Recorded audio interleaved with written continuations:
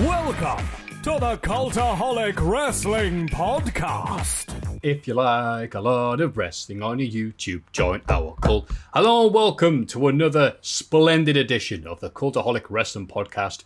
You are listening to the dulcet tones of Maffew Greg. Joining us this week is the Master of Disaster, the King of Sting, the Dancing Destroyer, the Ruler of Rise, and the Cheese Pizza of Stay Gold himself, Jack the Jobber. That's the first one that I've been all right with. Thank you. That's a good intro. Cheers. Thanks. And here is the big sandwich, Ross. So, I watched Rocky IV last night, so I thought I'd just use all of Apollo Creed's intros for Jack. Nice. I took out the Count of Monte Fisto, though. That's different connotations if you're not a boxer.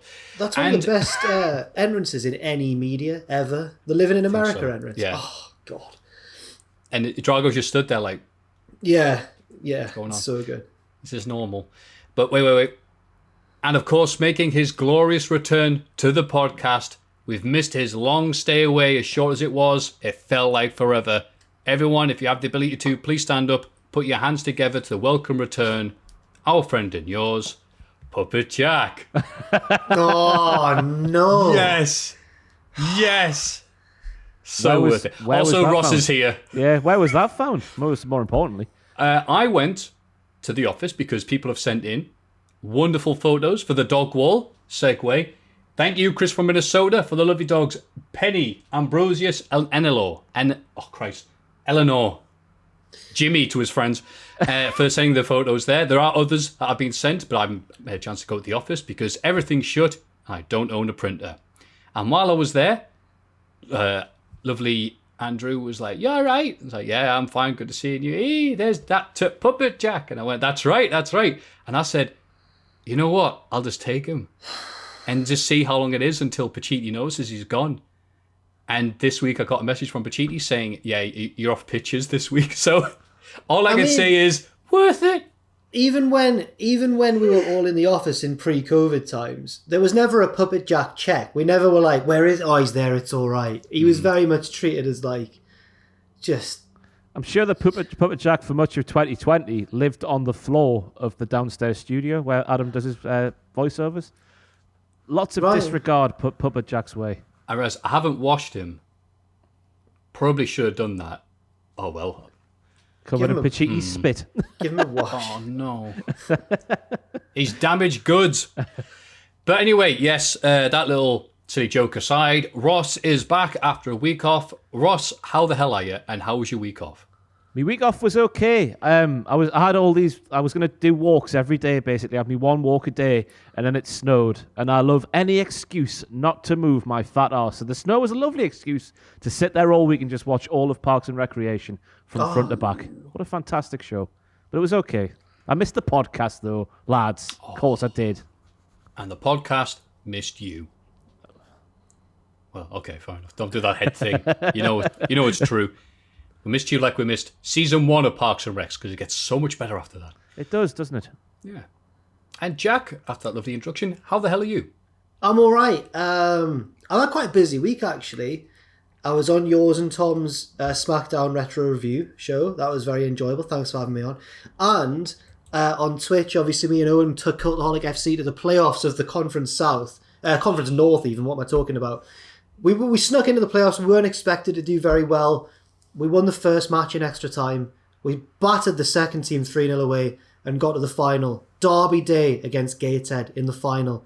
And they won thanks to 1-0, thanks to a goal from player manager Mike Williamson. I was gutted. I was distraught. It was just from a corner, just a header. And we've been slagging him off all season in press conferences. I was getting under his skin. But who's come out on top? Mike Williamson. I need to see how many goals he actually scored for Newcastle in real life now, because I remember I had a season ticket. He scored one goal, Jack, in how many games altogether? 169. Because I had my season ticket during the Iron Mike days, and every single corner, Pardew would put that corner towards Iron Mike, and Iron Mike wouldn't reach it. I realise this is a wrestling podcast, but it still hurts. Well, he's got one over on Cultaholic FC, sadly, in the big Gateshead Cultaholic derby. And they've gone up to the Conference National, and we are stuck in the Conference North for next season. But we're going to come back stronger next time, I'm sure. So, Matthew, that time of week's been, it's been an emotional roller coaster. Oh, was the best of times, the blurst of times there. Let's see if the news is any better.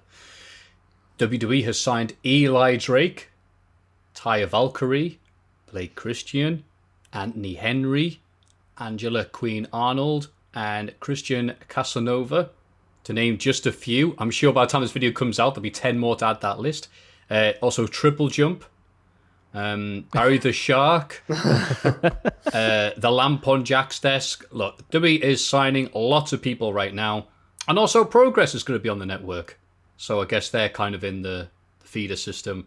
Everybody works for WWE right now. But interested to see Eli Drake get signed after being basically a washout the first time he was there in NXT, making a name for himself. Was he there? I don't think he made it onto TV. But he was there. Yeah. Wow. And go on. Sorry, I think it was Tom saying in our work chat the other day, his entrance was on a 2K game because he was meant to sign or something, then something went wrong a few years ago. I can't remember what the story was. Oh. But he certainly flirted around WWE before. He flirted, that's right. He was... he had some 2014 live events released. He would explain his release was due to, get this right, not getting along with then head coach Bill DeMar. No way. Wow. That doesn't sound like lots of releases back then. Yeah, right. As for the rest, Blake Christian's been known for a while. He's been making his end of career stuff in AEW, GCW, and he's not said it, but everyone on coverage is like, well, and good things are going to happen to him in Stamford, Connecticut? Hartford? Yeah, there we go. Somewhere in America. And he's like, shut up. Can you just stop talking about that type of thing? Yes, I'm going on my holidays soon there. That's right. It's beautiful this time of year. Andy Henry from Evolve. Christian Casanova. Yeah, any thoughts on the new class of 2021? Gotta catch them all. Wrestler man. They're signing everyone again. It's another spree, which always looks bad when they've just released a couple of people. I mean, they haven't gone on that massive releasing spree they did last year, but it's still a bit depressing, isn't it? So I'm happy for, I should say, obviously for wrestlers, if this is a better deal for them and a better career step for them, then who are we to judge them for making that decision? But just in terms of WWE hoovering up all the indie talent, it's sad. It's hard. It's a double-edged sword. Is that the saying, isn't it? Yeah. It's good, but it's bad at the same time. But in the good portion as well, Eli Drake's new name, fantastic, absolutely fantastic. L.A. Knight, the scoundrel. I want him to join the Dirty Dogs. Get him in the Dirty Dogs. He's a promo guy, isn't he? He's a promo man, and he's good. And he did a bit of that. Well, I've mentioned him in the NXT report later on, so we'll probably we'll get to what he said. that chronologically. WWE is also handing out violations to talent for social media posts that mention any third-party business, person, brand, or charity, reported Wrestling Inc. So that's good. They've all just got to do what Killian Dane does. Killian Dane's got his wrestling account, and he's got a personal account where he plugs his football podcast that he does. Nice. So that's what everyone needs to do. Just make up a second account where it includes your WWE name, but says clearly it's not the WWE name that's doing the podcast and other stuff. It's going to work for Twitch. Tonight on a streaming website, I will be playing something. Yeah, but AJ Styles could just make an Alan Jones Twitter account and go, I'm doing all my Twitch stuff here. Follow me here for that. And then follow AJ Styles P1. What's his Twitter account? I like the idea of all the wrestlers wearing Mr. America or Juan Cena disguises where it's clearly them, but they can't physically prove it. Right. If you're going to take away all of the things, then make them full employees. Yes. It's just villainous stuff, Maffew. Exactly. Jericho's wife was apparently at the Capitol Rising. She was there to break the walls down. I thought that was a wrestling event at first. Capitol Rising, what was that? Oh, probably, yeah. The Vengeance in the main event, wasn't it? So, don't mention that on AEW Dynamite. Can't think why. We'll go this later on, but I love that our loyal news monkey, Aidan Gibbons, ran the headline. That's a fan name from the messages we've had. Lesser news ape. Oh, Christ, is that it? That sounds more offensive. The lesser news ape. Sorry, didn't mean to offend you, pal. Aidan Gibbons ran the headline, Sting takes first bump since 2015 on AEW Dynamite. That was news. And he was right. News. I didn't realise it was that far back. I'm like, bloody hell. He hasn't done any bumps since, and he is scheduled for a pay-per-view match. It was very shocking. I was quite shocked when it happened. I was like, bloody hell. It was a meaty power bomb as well. Like, it wasn't a soft one to take for first servings. No. It was the big sandwich powerbomb, Ross. Apparently, Carlito is already done with WWE. Oh. He's quoted as saying, "Man, who knows? As of now, I'm open to whatever kind of idea is out there. Yeah, right now, I'm on my own. If a great opportunity comes to go back to WWE, I'm open to whatever comes my way." So, I like Carlito, that's a shame. But I like how much he doesn't care. yeah, it's an endearing quality. Everyone's like, I gotta get signed. And Carlito's like, if I can be asked. Yeah. If it's snowing, I'm staying put. Speaking of snow, AEW's Sammy Guevara pokes fun at backstage heat rumours. The Spanish God was due to work a short storyline at last week's Impact tapings, but he texted Impact Wrestling officials about alternative ideas and not wanting to do what is agreed to. The Nashville promotion subsequently cancelled Guevara's booking, reportedly after discussions with Tony Khan and Chris Jericho, and then much of the storyline was used by Decay's Black Taurus instead. So Sammy dealt with it as only Sammy can, doing his little vlog. The video opened with Sammy making snow angels whilst wearing a t-shirt and sweatpants. I've been asked, "What are you doing, Sammy?" He said, "Don't you read the internet? I have lots of heat, so I thought I don't need a jacket, but I'm still so cold." He then added, "So if I believe everything I read online, I'm an effing idiot." And they say there's no subtlety in wrestling anymore. AEW's Women's World Championship Eliminator Tournament Japan Bracket First Round aired on Monday on YouTube. Yuka Sakazaki defeated Mei Suragura. Emi Sakura defeated Veni. Ryo Mizunami defeated Maki Ito. I know. Oh, who cares? All right, I'm out. I'm out. Go up next. Why would they not? In my mind, even if it was always the plan for her to lose in the first round, wouldn't you pull a quick little switcheroo once you saw the social media explosion that was Maki Ito? That's what I mean. There's got to be some sort of travel issue or politics backstage, something like that. That we're not privy to. It's taken precedence here because it reminds me of Glenn Hoddle's management of Paul Gascoigne on the international stage. She's a maverick, and management don't know what to do with her, and just let her talents thrive. Get her on the plane, Tony. Yeah, get her on the plane. Take her to France. Oh. I know that if it's a football reference, as long as it's a 90s football reference, Matthew's all in. Yeah. He's like, yeah, I love it. I got that. I understood that one. Maki Ito afterwards, "You all right? Oh, can we not knock it? I'm off to get me suit measured." Cody Rhodes was asked about the potential to a WWE crossover. He says, "There's no reason that there couldn't be a potential WWE crossover one day, and I don't mean that's a thing that's been discussed or happening, but none of those rules that exist for other places exist for us.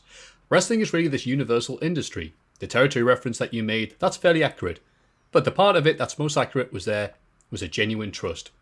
Apart from taking the piss out of them every chance you get and destroying that throne that one time, you're right, Cody. I can't see any reasons why there wouldn't be any potential WWE crossover." I read this as a bit of just a sort of diplomatic answer from Cody rather than him wanting to, but it caused a bit of a news explosion because a lot of fans love the aggro between the two sides and stuff. But I don't think Cody was actually saying, "Oh, we want to work with WWE." I don't think he was really saying that at all. The only way WWE would work with AEW is if Vince McMahon said to Tony Khan, "Tony, can I buy you?" That would be it. I think WWE are looking at Disney and all these other things that aren't wrestling, aren't they? That's what they're not in. They're not in the wrestling sphere like the rest of them are. They're looking further afield, even if they maybe shouldn't be. Should be looking closer to home. True. Because Tony responded with, "Vince, can I buy you?" Oh. Just stare at each other. My dad could buy your dad. Or I don't know. I've got that one. That's a good comeback, actually. Because it's like, can you? Tony Khan is quite like Shane McMahon on screen. They're quite similar. So you could say to him, "My dad could buy your dad." I want to see Tony Khan versus Shane McMahon. Shane would batter him. He would batter him. Yeah. I don't know. He's got a set of arms on him, Tony, like. Yeah. He does have Schiavone at ringside to distract him. That's true. Don't know how exactly. Just shout, "It's Sting!" And Shane goes, "Oh, I love him." And that was the news, because let's face it, there's no other big news that can compare with the return of Ross. Not Puppet Jack. the return of Ross and his favourite gimmick on the podcast, Puppet Jack. Everybody get excited for the Cultaholic Hall of Fame! Now it's time for everyone's favourite segment, the Hall of Fame. And in condescending order from last week, Electric Light Orchestra's Mr. Blue Sky, loved by everybody, or so I thought, 20%. The previous week's Hall of Fame segments, that's from 2 weeks ago, 33%. Okay, fair enough. And, it's pretty obvious really, Nia Jax's Hole, 47%. Andrew swooping in, getting the win, off he goes.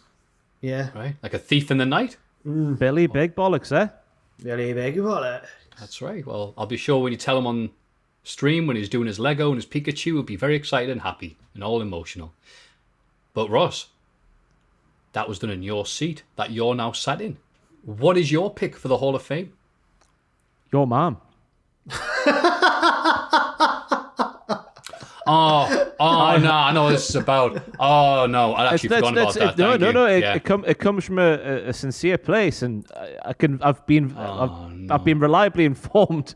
We'll speak about this later in the podcast more in depth. Believe me, Maffew. There's more. I sound like me dad. There's more about this later, Maffew. There's more to come on this issue. But your mom is genuinely a lovely woman. When I took my break last year, she sent me a nice letter, and we had a bit of back and forth, and she sent me a paper dog, which I've still got on my desk over yonder. And she's just a sincerely nice lady who I have been reliably informed is not in the Cultaholic Wrestling Hall of Fame.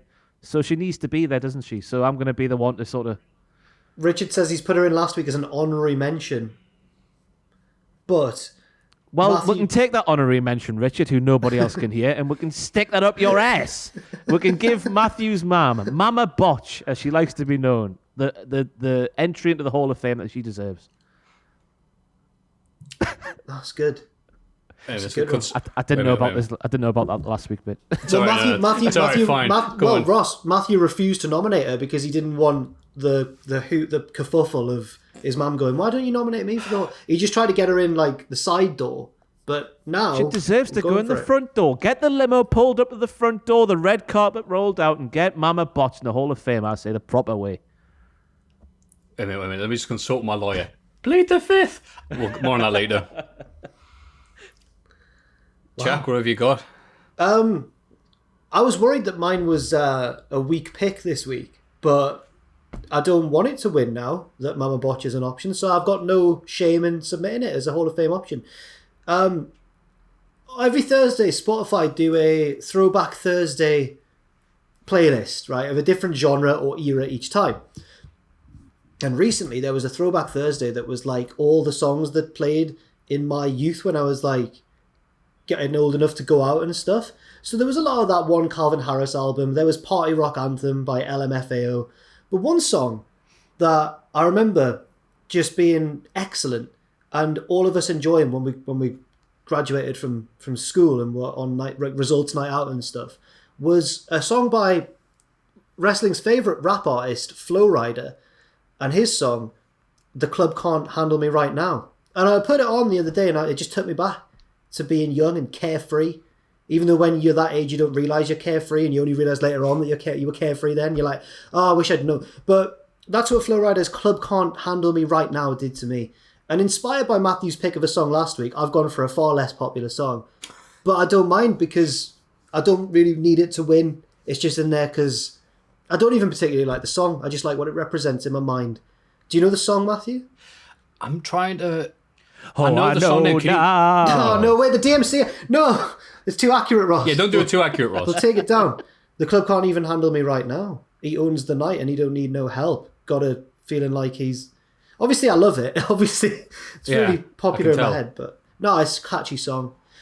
My mate Sophie says that song was like the pinnacle of her life because she was in... If anyone knows the White Room in Tiger, she said she was in the White Room with a bottle of drink in each hand to that song on a platform and she was just loving it. And I saw Andy Carroll. I think the White Room had the VIP section, didn't it? Yeah. Andy Carroll was in there, and I'm not even joking, a full-on tray of Jaegers. This was about 2010. How did he never reach his potential? On the clap. Oh. He's still banging them in for Newcastle. He scored about a month one. ago. He scored one. Good finish. We'll take it. So mine's Flow Riders. The club can't handle me right now.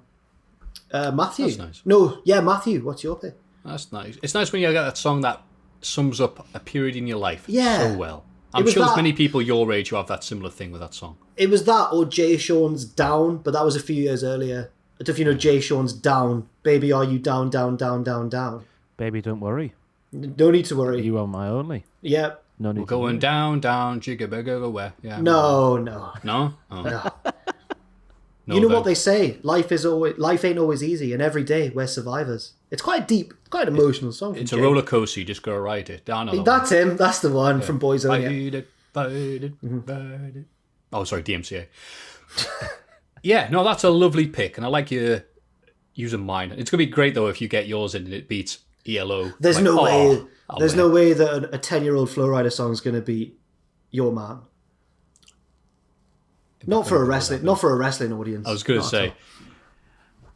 Well, now I'm in the lovely position of having to choose between my beautiful mother or the beautiful Cultaholic audience. Well, one of them's paying me. So mine is a good one this week that might win. It is, of course, Adam Cole turning on Kyle O'Reilly. Ooh, you've gone for Ross. Matthew's gone. Stop the press. Whoa. Yeah. Are you going to gone. speak positively about NXT? What the hell? Yeah, look, I am down on NXT a lot of the time, so I only think it's fair to reassure people I am not a misery get when it comes to things like this. I just don't like the things I don't like. But I like the things I like. And one of those things I like is the lovely trope of there's a group in wrestling and one of them's like, ha, we will always be friends. We will be a force to be reckoned with as long as we stick together. Ha. And then the second in command is, I do fancy being the champ. Like, that would be nice. I love that.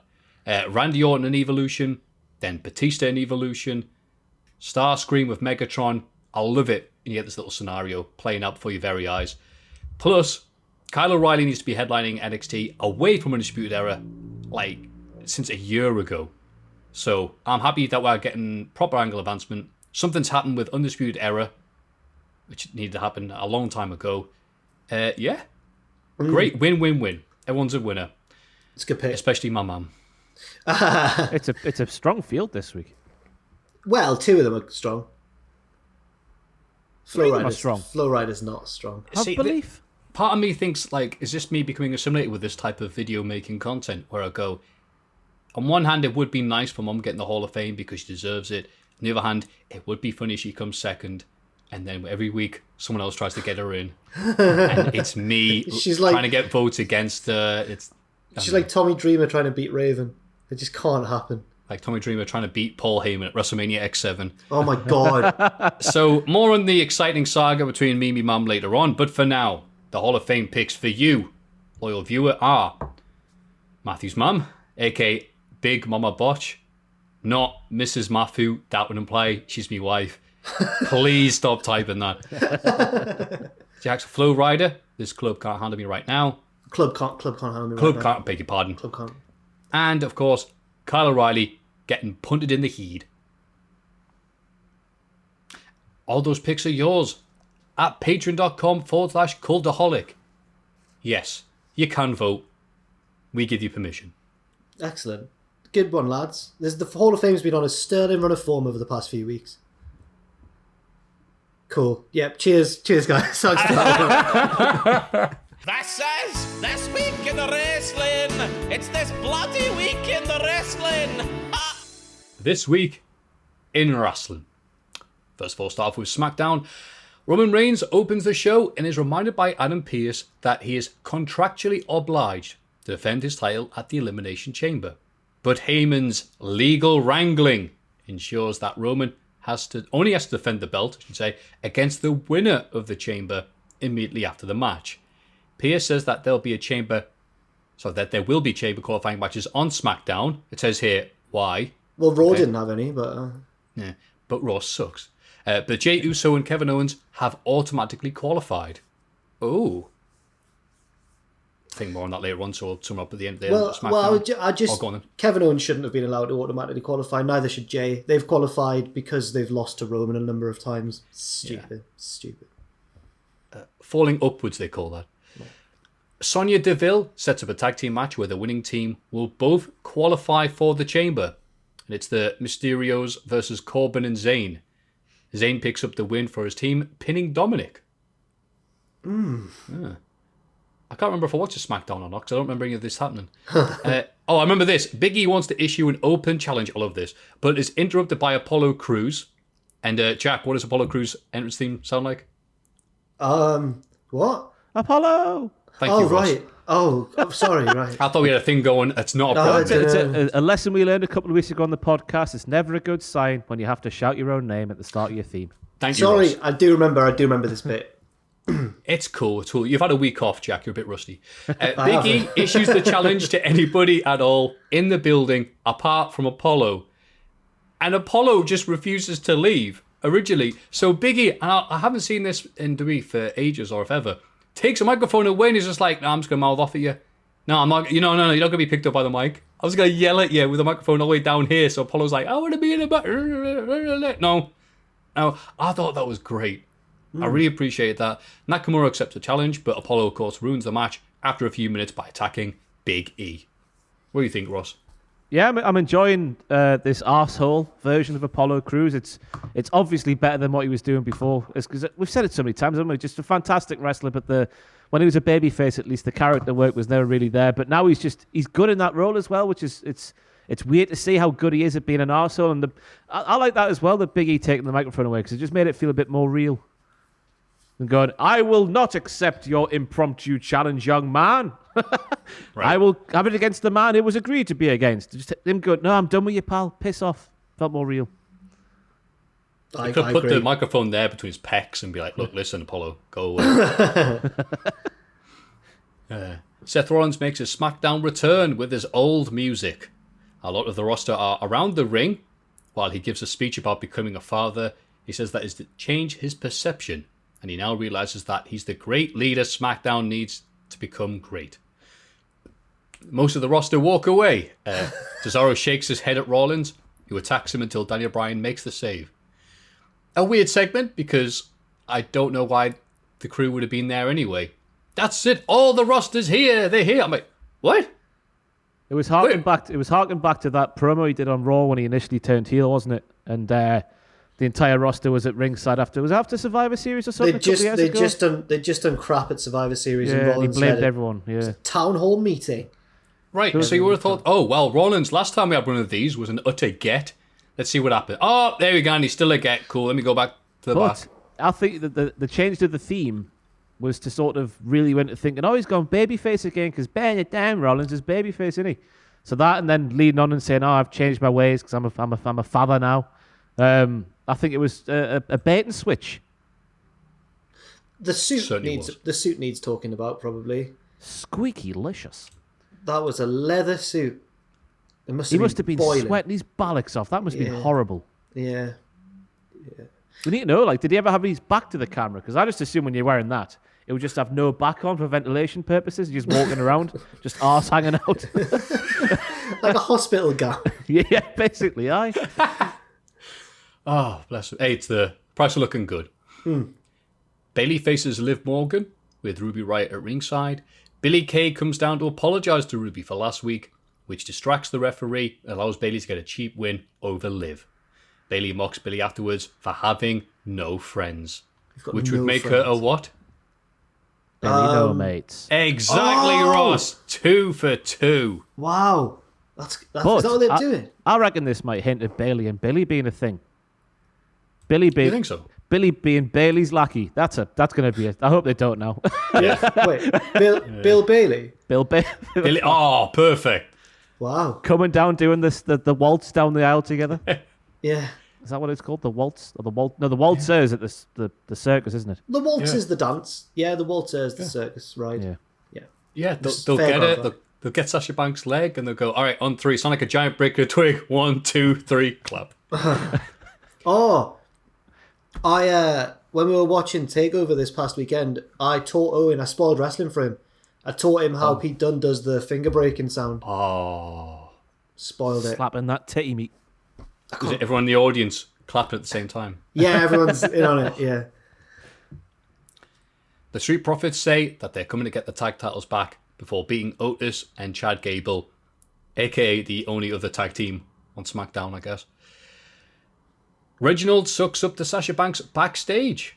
What's going on here? Yeah, I was waiting for the other shoe to fall off. I thought she was going to have poison champers, but that didn't happen, I guess. I reckon she might when we tune in next week, because Reggie, when he looked behind, he looked very evil, didn't he, when she was taking that first initial sip. But this is because Reggie thinks that Sasha fancies him after that promo they did backstage a couple of weeks ago where Sasha was sort of rubbing him, being all flirty and whatnot, and Reggie seemed to get reeled in by the flirtatious nature of the legit boss, the blueprint, the standard Sasha Banks. So this is Reggie getting wooed by Sasha, but Sasha's not really wooing him. She's just doing it to get in there, isn't she? Get in the mind, sorry, not just get in there. Get in his pants. So Ross, what you're saying is she's playing wine games. Oh! Wine, yes. Wine games. That's right. The pay-per-view coming up in 2 weeks' time. What did he do? Sorry, I forgot what the rest of this segment was. I've got it here. Oh, yes, Later, Sasha cuts a promo and wants Bianca to choose her for the match at WrestleMania. Bianca answers her saying that she respects Sasha, but she's enjoying taking her time. They're interrupted by Shayna and Nia, who are angry at not being recognised as the most dominant force in WWE. Sasha says she was ready for them to turn up and shows footage of, we'll take a guess. What is it? It's the whole. That's right, Jack. Not footage of 2-1. Not footage of the hole itself. The incident. No, not the hole itself. That would be disgusting. The whole incident. The tag champs attack, but Sasha and Bianca win the brawl, dropping Nia on the apron again. Milk every drop out of the joke WWE gan on. Yeah, I think it's been a week, which in WWE terms has been 3 months. I think the hole's gone. So well done for getting that last minute victory. It's closed up. The hole's closed. Oh, Christ. Ziggler and Rude face Cesaro and Bryan. Sorry, I should have written the Dirty Dogs there. Sorry, I should have given them their tag team. Oh, yeah, we can't forget the Dirty Dogs face Cesaro and Bryan, the clean cats, in another Elimination Chamber qualifier. Zayn and Corbin are there to watch together. Why? ? They're separate entrants. Yeah, they turn up to watch together, but they're not friends. They're not tag partners. I think it all becomes apparent later on, though. I think I jumped the gun slightly here. Yeah. Cesaro and Bryan win with Cesaro looking strong. Jey Uso attacks after the bell, starting a brawl between all the chamber entrants. Kevin Owens enters and hits stunners on everybody before calling out Roman to end the show. I swear I watched this and I'm like, did that happen? It's positioning Kev. It's reminding us that Kev's dangerous and he won't quit and he won't give in. Yeah, apart from if it's a title match against Roman. Yeah. Yeah. I hope it's not going that way because it looked. I hope it's another sort of bait and switch kind of thing where maybe Cesaro's going under the radar. I'm certainly thinking the way that the past 2 SmackDowns have ended, that Kevin Owens is going to win and then go on to face Roman again and lose again. But hopefully they're just doing all that just to keep. Because I know Cesaro's not really under the radar, but in terms of what Kevin Owens has been doing with Roman, I guess he is. Kevin's very much the centre point of it. Yeah. Yeah. God, there'll be some stunning pictures, I imagine, coming up. Will that be before or after this video's up? No idea. Yeah, I don't know. Awesome, we're on the ball. There'll be some. I'm sorry, lads, I tried. But that leads us to the show the next day. NXT TakeOver. Don't know why they misspelled it here. TakeOver, it says. Vengeance Day. It was on Sunday, actually. That's right, the day after SmackDown. 2 days after. Yes. My bad. Sorry. Some days okay. I watch these things live, but it's already tomorrow by the time it happens. We're British. We're sorry. I'm still not used to takeovers being on Sundays, though. Yeah. Just in the COVID era. I'm not used to it at all. That's right. Now, pre-show, Le Night, which is French for the night, appears for the first time. And he is described as the hottest free agent in all of wrestling. So it's a comedy gimmick then. Dakota Kai. Oh, go on. Sorry, I just loved because I know Eli Drake's a hench fella, but I don't know who the guy they had on the pre-show was. Yeah. Oh yeah, Billy Barstool. They had Boston Sports. Him and Barrett either side, like the opposite sides of the London Bridge or something. I don't know. Two really tall things. Like the powers of pain. Yes, and then Eli's in the middle, like, hello, I'm here to do good things. Yeah. Flags by these two massive things either side of me. And Sam Roberts' giant head sticking out behind him. Sam Roberts started that kickoff show by going, all right, lads, I'm sorry that I'm stood between these two very gigantic men. And I was expecting the Barstool sports guy to say something self-deprecating, but all he said was, yeah, sorry, Sam, I'm massive as well. Yeah, I'm as big as big as Barrett is, so what can you do? And I was just like, oh, man. Poor Sam. Yeah, poor Sam being that little guy in between two big guys. Unrelated, we haven't sorted out the date yet to roast the first ever Cultaholic podcast. But if you are still waiting for that and wondered what it looked like, just go back and see Sam Roberts between Wade Barrett and Billy Barstool, and there's me. That picture, you are sat down in that picture. Yeah, fair. I am squatting, but it didn't change much. Let's face facts. Anyway, Dakota Kai and Raquel Gonzalez beat Ember Moon and Shotzi Blackheart to win the Women's Dusty Classic. And I should mention that I watched this like the Rumble with my housemate, who isn't that into wrestling. Or so he said. What I realise now is he's into the women's wrestling. So he asked me, are you watching NXT tonight? I went, what? Oh no, what have I done? I've got to hook my housemate on wrestling. But he didn't really know much about what was happening, but he knew Raquel Gonzalez and Dakota Kai.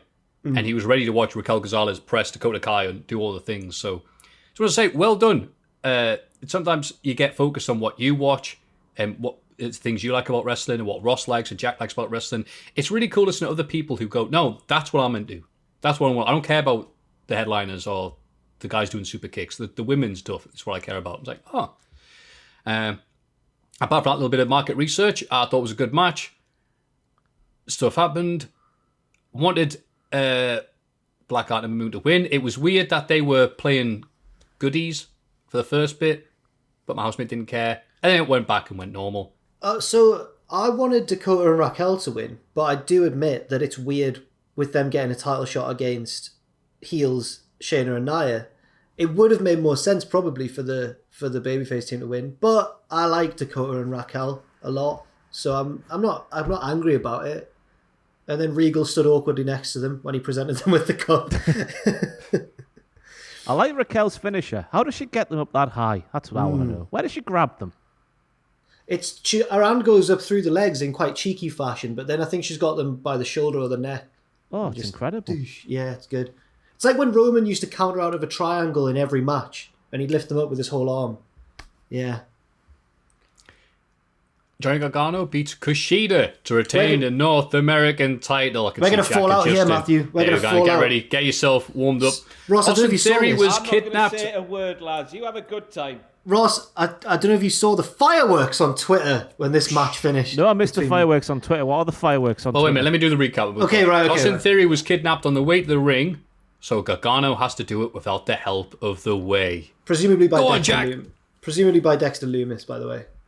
I thought we saw him, didn't we? No, it was, yeah. Did we see him? Oh, right. Presumably, no, it wasn't. I thought it was just his hand, but fair enough. Okay. It would be good if it was just a hand, actually. Yeah. But yes, so Gargano won, yeah. Yeah.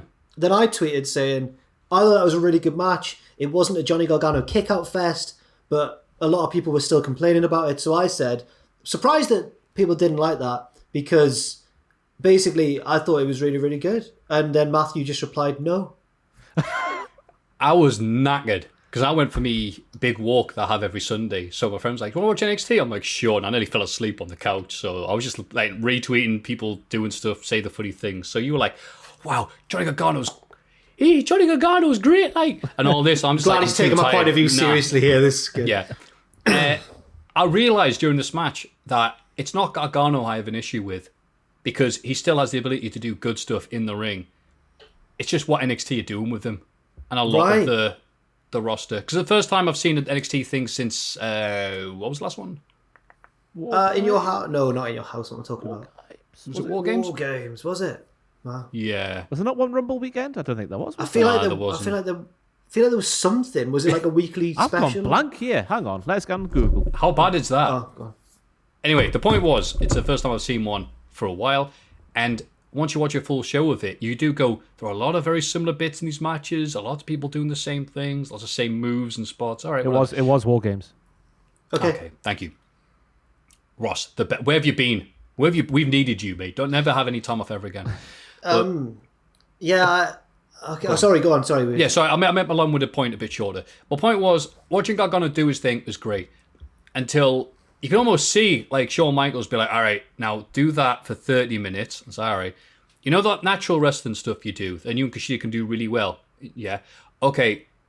Stop that for a second and do something really stupid looking. Like, you both leapfrogging one over to get an armbar, which did not look good. But the rest of the stuff in the match did look good. On top of that, the story's going to be that you are a... what's an insult we can use? You're a no, I don't want to say that. You're a bad man. You're a bad man with a bunch of bad people in the way, and you cheat to win. So naturally, we're going to have a takeover match where you don't have the way to help you. Oh, that means that Gargano's going to lose, right? That makes sense, because Kushida's got him right where he wants him. That's a beautiful storyline, that Gargano's retained and ran away, but now he's with Kushida, he's going to lose. Yeah. No, Gargano's going to retain.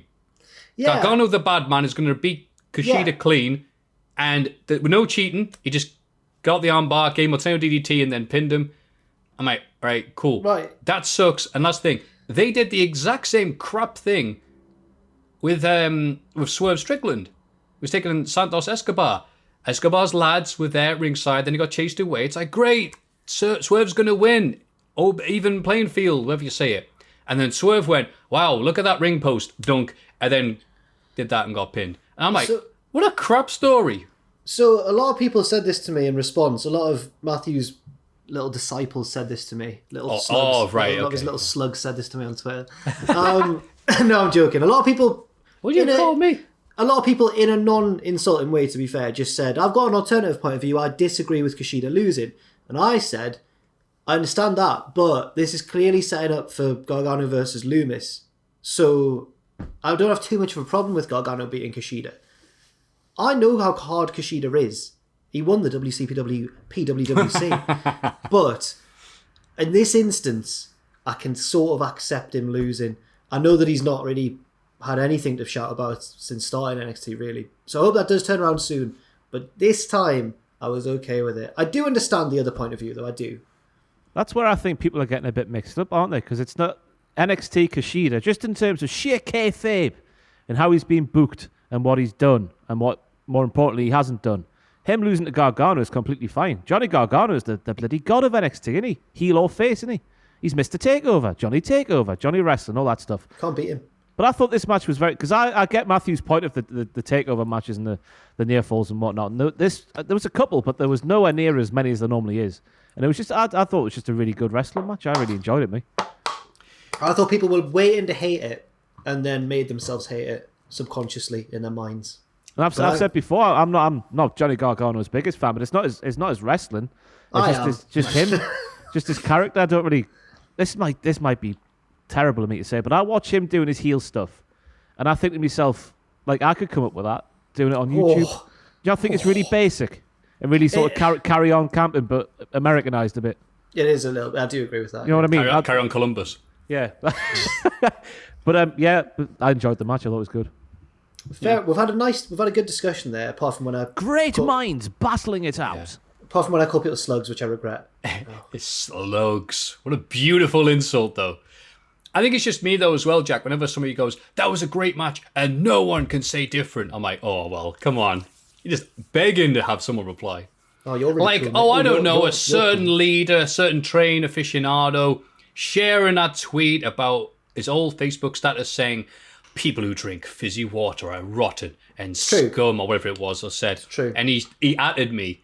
So I had to have all the Pachidi stands going, yeah, he never misses. I'm like... Oh, so now you know how I felt when you replied to my comment with no, and then all of your stands jumped in. I did deliver a bit of a zinger after that, though, to be fair. What was the zinger, Jack? Oh, it was good, I said if he was called Jürgen Gargano, then Maffew would have loved him. It would have been five stars if it was in the Alberhausen Turbine Hall. Yeah, someone said it would be 5 stars in the Germany Dome. The Germany Dome! Someone said that. I think someone tweeted that, which is good. Yeah. Yeah. That's what they call it, the Germany The Germany Dome. It just covers the whole nation. Yeah, it's really big. Yeah, I mean, he's not wrong. If I was there live, I'm like, yeah. Whatever German is for 5 stars. So yes, it's NXT I dislike. I haven't got any issues with Gargano. MSK defeated the grizzled young veterans to win the men's Dusty Classics. Just a reminder, when the last time there was indie wrestling, MSK are still the current PWG Tag Team Champions. Really? Oh, Yeah. dear. Oh. Not saying it's been a while since they last ran, but here we are. And I like this. I like this a lot. MSK are good flippy dudes. I mean, I enjoyed them since PWG, and then they went to Impact. And it's great that they're getting to do their thing. Yeah. That's it. And I like grizzled young veterans just because of the accent. Grizzled. Yeah. Young veterans. And that's brilliant. so they're 2 for 2 for losing in the Dusty Classic finals. Keep them doing it every year. I love watching them lose. They're so good at being horrible. I wrote a feature on it for the website this week. Just a little plug there. And also, I was watching it. I had the double pleasure of watching it with not only someone who predicted them to win in Owen, but someone who's a scouser and really wanted them to win. And I had the sheer delight of the bad guys losing. It was brilliant. Loved that match. Although this one was the match with loads of kickouts in, to be fair, but it was really good. Yeah. Yeah, this is I'm the a one, giant Matthew. hypocrite. This is the one I thought you were going to take issue with, because there was that one kick out where I forget, not Wesley, the other one. I keep forgetting his name. Nash Carter. Nash Carter, that's the one. He was outside the ring somehow. He'd been annihilated, and then Zach Gibson and James Drake had Wesley on his own. And there was some move they did to him. It was some tag team move. I can't quite remember. I was quite drunk when I saw this NXT. And I was thinking, well, that's it. They've got it. They've got it done. And he kicked out, and I was thinking, Matthew's going to take issue with that one. But I don't think you have you? If I was to take issue with every ridiculous kick out in NXT, there'd be no positivity in this. So I've just switced off that bit of my brain. Fair enough. And it was just like, yay, flips. But also, I like the fact that variety, NXT are doing a lot more variety than it used to be just singles match between this dude and this dude. And when you have that, then you see the actual script being used in multiple matches. But at least they're doing tag matches in this. And, breaking up the variety with, I don't know what could follow this. Cameron Grimes' music video about being rich. Go on. Because he is legit rich, apparently. Or so I've read online. I saw that. Someone said it was a gimmick that's imitating real life. Apparently, he did actually invest in one of these online thingies that I don't understand whatsoever. Yeah, the GameStop thing, apparently, he did for real. So they just made it his character, because that's how it works. He's doing it well. He's pulling it off very well. Being rich. No, the funniness of it, yeah. Yeah, I agree. Io Shirai defeated Toni Storm and Mercedes Martinez to retain the NXT Women's title. And God, this was weird to see these 3 different worlds combining. There's Io Shirai, I'm not that familiar with. Toni Storm, watched her in Europe, and she was awesome. And yes, she has wrestled in Germany. And Mercedes Martinez, and I had to just remind myself, that is the same Mercedes Martinez from like Shimmer. 03, 04, right? Yeah. Like years and years ago. Like just casually in this NXT match, because WWE have signed everybody. Yeah. It was I felt bad for them because the match was all right, but the table, what's that called? Is that I Am Not the Table? Yeah, I'm gonna have. You ever seen the French painting where it's the pipe that says "This isn't a pipe" in French? Okay, right, fair enough. Ce n'est une table, and no one's gonna get it, and people are gonna call me an idiot, and it's gonna be great. Yeah, good. But yeah, apart from that little mishap, shades of when you remember in the 2000 when was it Perry Saturn versus Eddie Guerrero, a pay-per-view? Okay. And Chyna's at ringside dealing with Perry, and Perry's just like, sod off. He gives her a clothesline, and Chyna goes into the announce table and just kablashes. Like, oh, great. Tony didn't even do that. She was clearing it, and it just went, no. And I want to know what they had planned. I don't know. Yeah. Luckily, big dive off the scaffolding. Saved it. I thought it was all right, apart from that. Yeah, it was me fine. being the beacon of positivity that I'm renowned for being. I feel like it lacked a bit of unpredictability because I think everyone knew Io was going to win, but, it's still good. Yeah. And the main event, which I'm eager to hear Jack's thoughts on, Finn Balor defeats Pete Dunne to retain the NXT Championship. Before we got into the after stuff, I like this match. Wait, no, Matthew, let Jack finish. Yeah, Jack, what did you say? Wait, what? No, go on, what were your thoughts? Why do you want my thoughts on it particularly? because you're cool. Thanks, man. It's a podcast. I really enjoyed it, but I enjoyed the aftermath even more. Fabulous. I'll do that bit then. This hasn't worked at all. I'm very sorry. Oni Lorcan and Danny Burch attack afterwards, but they're chased off by the Undisputed Era. Adam Cole then takes everybody by surprise, super kicking Balor and Kyle O'Reilly to end the show. I tweeted yes when he kicked Balor, and then I went, wait, no, because he kicked Kyle. And I thought, my boys have broken up. But at the same time, as you mentioned earlier, if this means Kyle O'Reilly's going to start getting big singles matches and stuff, I'm all for it. Yeah.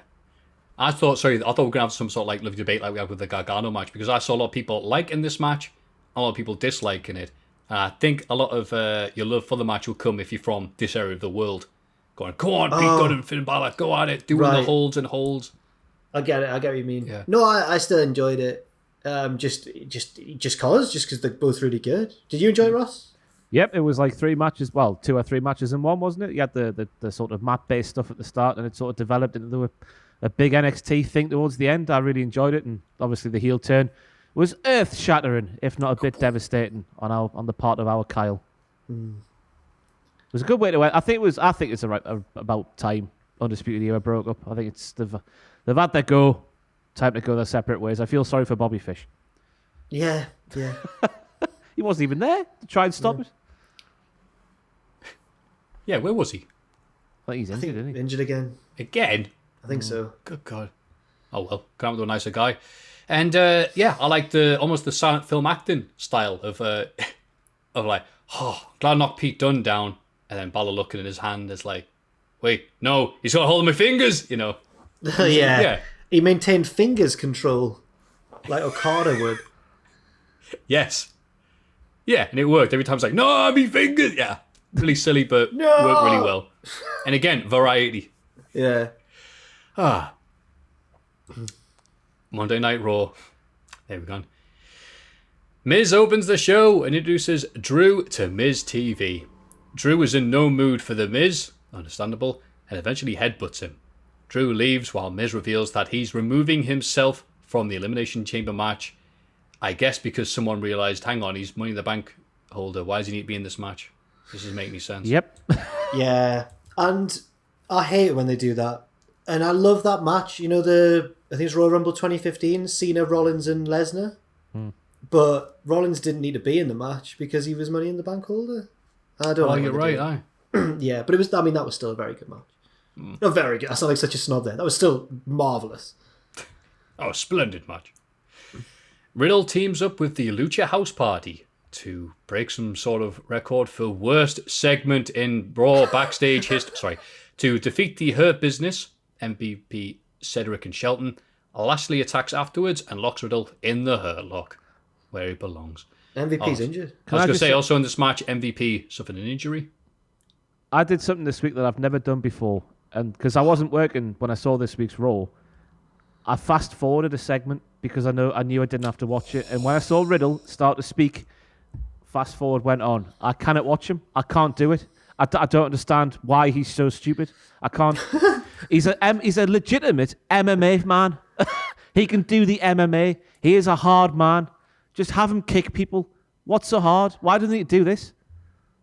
The only people I can think of that would find it funny is children. But are children going to get stoner humour? It doesn't work. There's no demographic that can enjoy this unless there's some pretty blazed kids out there loving it. Well, there's a lockdown on. But you're right. But it's not even good stoner talk. It's just stupid. What did he say this week? It was President's Day. So he was asking the Lucha House Party who their favourite presidents were. And again, Lucha House Party, I have to go, wow, that's great. That is like, mate, cheers. As he said, Abraham Bro Lincoln, George Bro, all these puns that you just don't even work. Surely Abraham Lincoln. I hope that was Broham, he's too high to get the puns. He just says bro at random times. Barack Bro Obama. And they're like, okay, great. Like, do you know any Mexican presidents? He's like, what? It made me hate Matt Riddle. It made me hate Lucha House Party. It made me hate presidents. And if any of my mates who smoke weed and do other stuff heard Matt Riddle talking like that, they would assume he was an undercover narc and they would have sold him oregano and told him to piss off.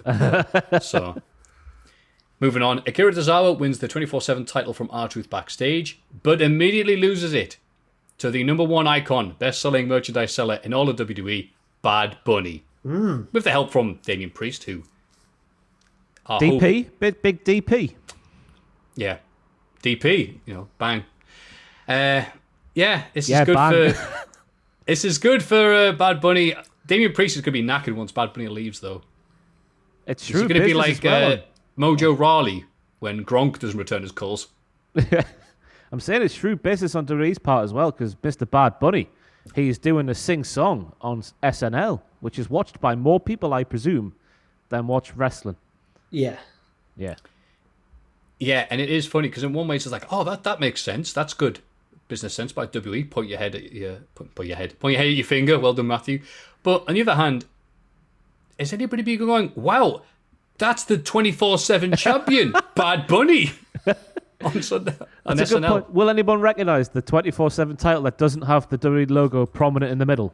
It's time for Colin to win the 24/7 title. Bad Bunny's turning up in his backyard. Oh, aye. Oh, I'd love that. Dig that continuity, bloody hell. Yeah. Well, That's going to happen, wasn't there talk a while ago of Colin or Michael coming back? Really? Oh, surely Colin. He stole the show.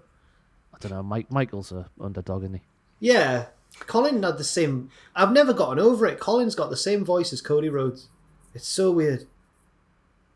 Just like exactly the same. Sorry, guys. It's okay, we love you. Cheers. Asuka and I'd already forgotten this happened. Asuka and Charlotte Flair face Lacey Evans and Peyton Royce. All right, before the match, Lacey goes, I can't wait to beat you, Asuka, this Sunday, and we're going to get you tonight. Lacey Evans in the match refuses to tag in and eventually abandons the match. She gets on the microphone and reveals that she's pregnant. There's a pause. Rick struts and shouts, woo, call me daddy. And then the camera zooms in on Charlotte's sad face. I'm so confused about what we were supposed to be feeling or thinking during this. Because they didn't say, oh, Ric Flair's the dad. They didn't go, okay, did Lacey know she was pregnant? And why was she talking about a match on Sunday? And also, why was the last shot on Charlotte?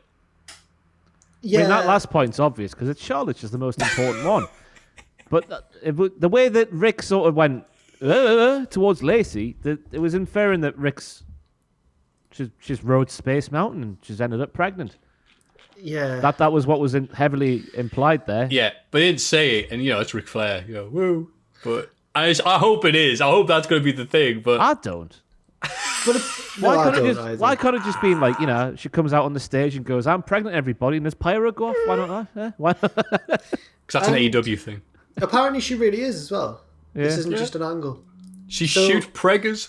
Last week, I got a bit jealous of people like Tom and Ross and Pacitti who made a bit of money betting on Shinsuke Nakamura and then cashing out when his odds shortened.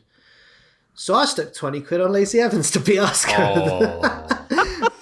Because when don't bet on wrestling, everybody, it's stupid. But I looked at the odds and it was like 6-4 underdog for Lacey, and I was like, but she's gonna win. She's gonna beat Asuka, and it's gonna set up Charlotte versus Lacey. And I was so confident. I was like, I'm gonna do it. 20 quid on, and I'm hoping the match gets called off so I can get my 20 quid back. Sky bet. Because if it's just Charlotte standing in the ring, Asuka, and they count Lacey Evans out, because they're still promoting the match at this time of recording, I'm really nervous for my 20 quid. Like, really nervous. Jack, what were the odds on El Hijo del Lacey Evans? Yeah, Yeah, it's just amazing how weird WWE segments are, where you're supposed to get what's happening, but you're like, I don't know, because you focus on Charlotte for some reason. And when you feel like the world's against you, because I put that bet on and I thought, money in the bank, I've got it, cha-ching. And I turn on Raw and Lacey Evans goes, I'm pregnant. I'm like, it's just an angle, she's just getting in her head, it's gonna be fine. And then I go on like a news website or whatever, and they're like, Lacey Evans is definitely pregnant for real. And I'm like, How can this? Did you cash out as soon as you saw that? There was no cash out option available. Oh my god! And I was just thinking, how can this happen to me? This is me. This is the most important person in this story. Congrats to Lacey or whatever, but why is this happening to me? Now we need an edit where it's like, I'm pregnant. It cuts to Rick. It cuts to Lacey. It cuts to Jack going, oh. Yeah. Oh. Why did it need to be made like? Because whenever you do, why did it have to be made like into Rick getting Lacey pregnant? Why did that need to be a thing that was put out there? Like, why they do it every time, and it's always uncomfortable. And you're just feeling sorry for Lacey. Like, imagine her backstage and, I don't know, Michael PSA's and rocks up and goes, I've got a great idea for you, pal. How's this one for size? Why does it always need to go down that route? Yeah. Unless it's Becky Lynch. Becky Lynch was a refreshing change from the norm, wasn't it, back in the day? Say back in the day. Back in the day. You know what? You're right, Ross. But this has all been so bad that I'm happy that it's just going further and further down. Yeah, she's pregnant. Yeah, she's pregnant for real. Ric Flair's the daddy. Oh, it's so stupid and crap. I love it. But the match is still on as we record This video. My £20 is in the balance right now. And I don't even want the winnings anymore because Lacey's not going to win. She's pregnant. I just want the match. What if she does win? She's not going to win. If she does, I'm taking us all out on the town. We can't do that. But never mind. What if that's the thing? They go, ladies and gentlemen, history has been made. The first ever pregnant women's champion. If that happens, then I'll be the happiest little boy in Newcastle town. It's not going to I'll wait for next week's podcast. The Miz wants Adam Pearce to insert Morrison into the chamber match in his place. But Pearce feels like Kofi Kingston's more deserving. Kofi shows up and goes, wait a minute, he's not even a former World or WWE champion. And Miz points out correctly, John Morrison is a former ECW champion of the world. And they have a match and Kofi wins, earning himself a spot in the match. But I like the reference and homage, that's the wrong word. The reference to the ECW and Sci-Fi brand, where Kofi got started, The Miz became good, and where they had their first match together in, 2007, 2008? And still having matches now on Raw. Did Kofi start on that brand? Wow. Yeah, when he was Jamaican.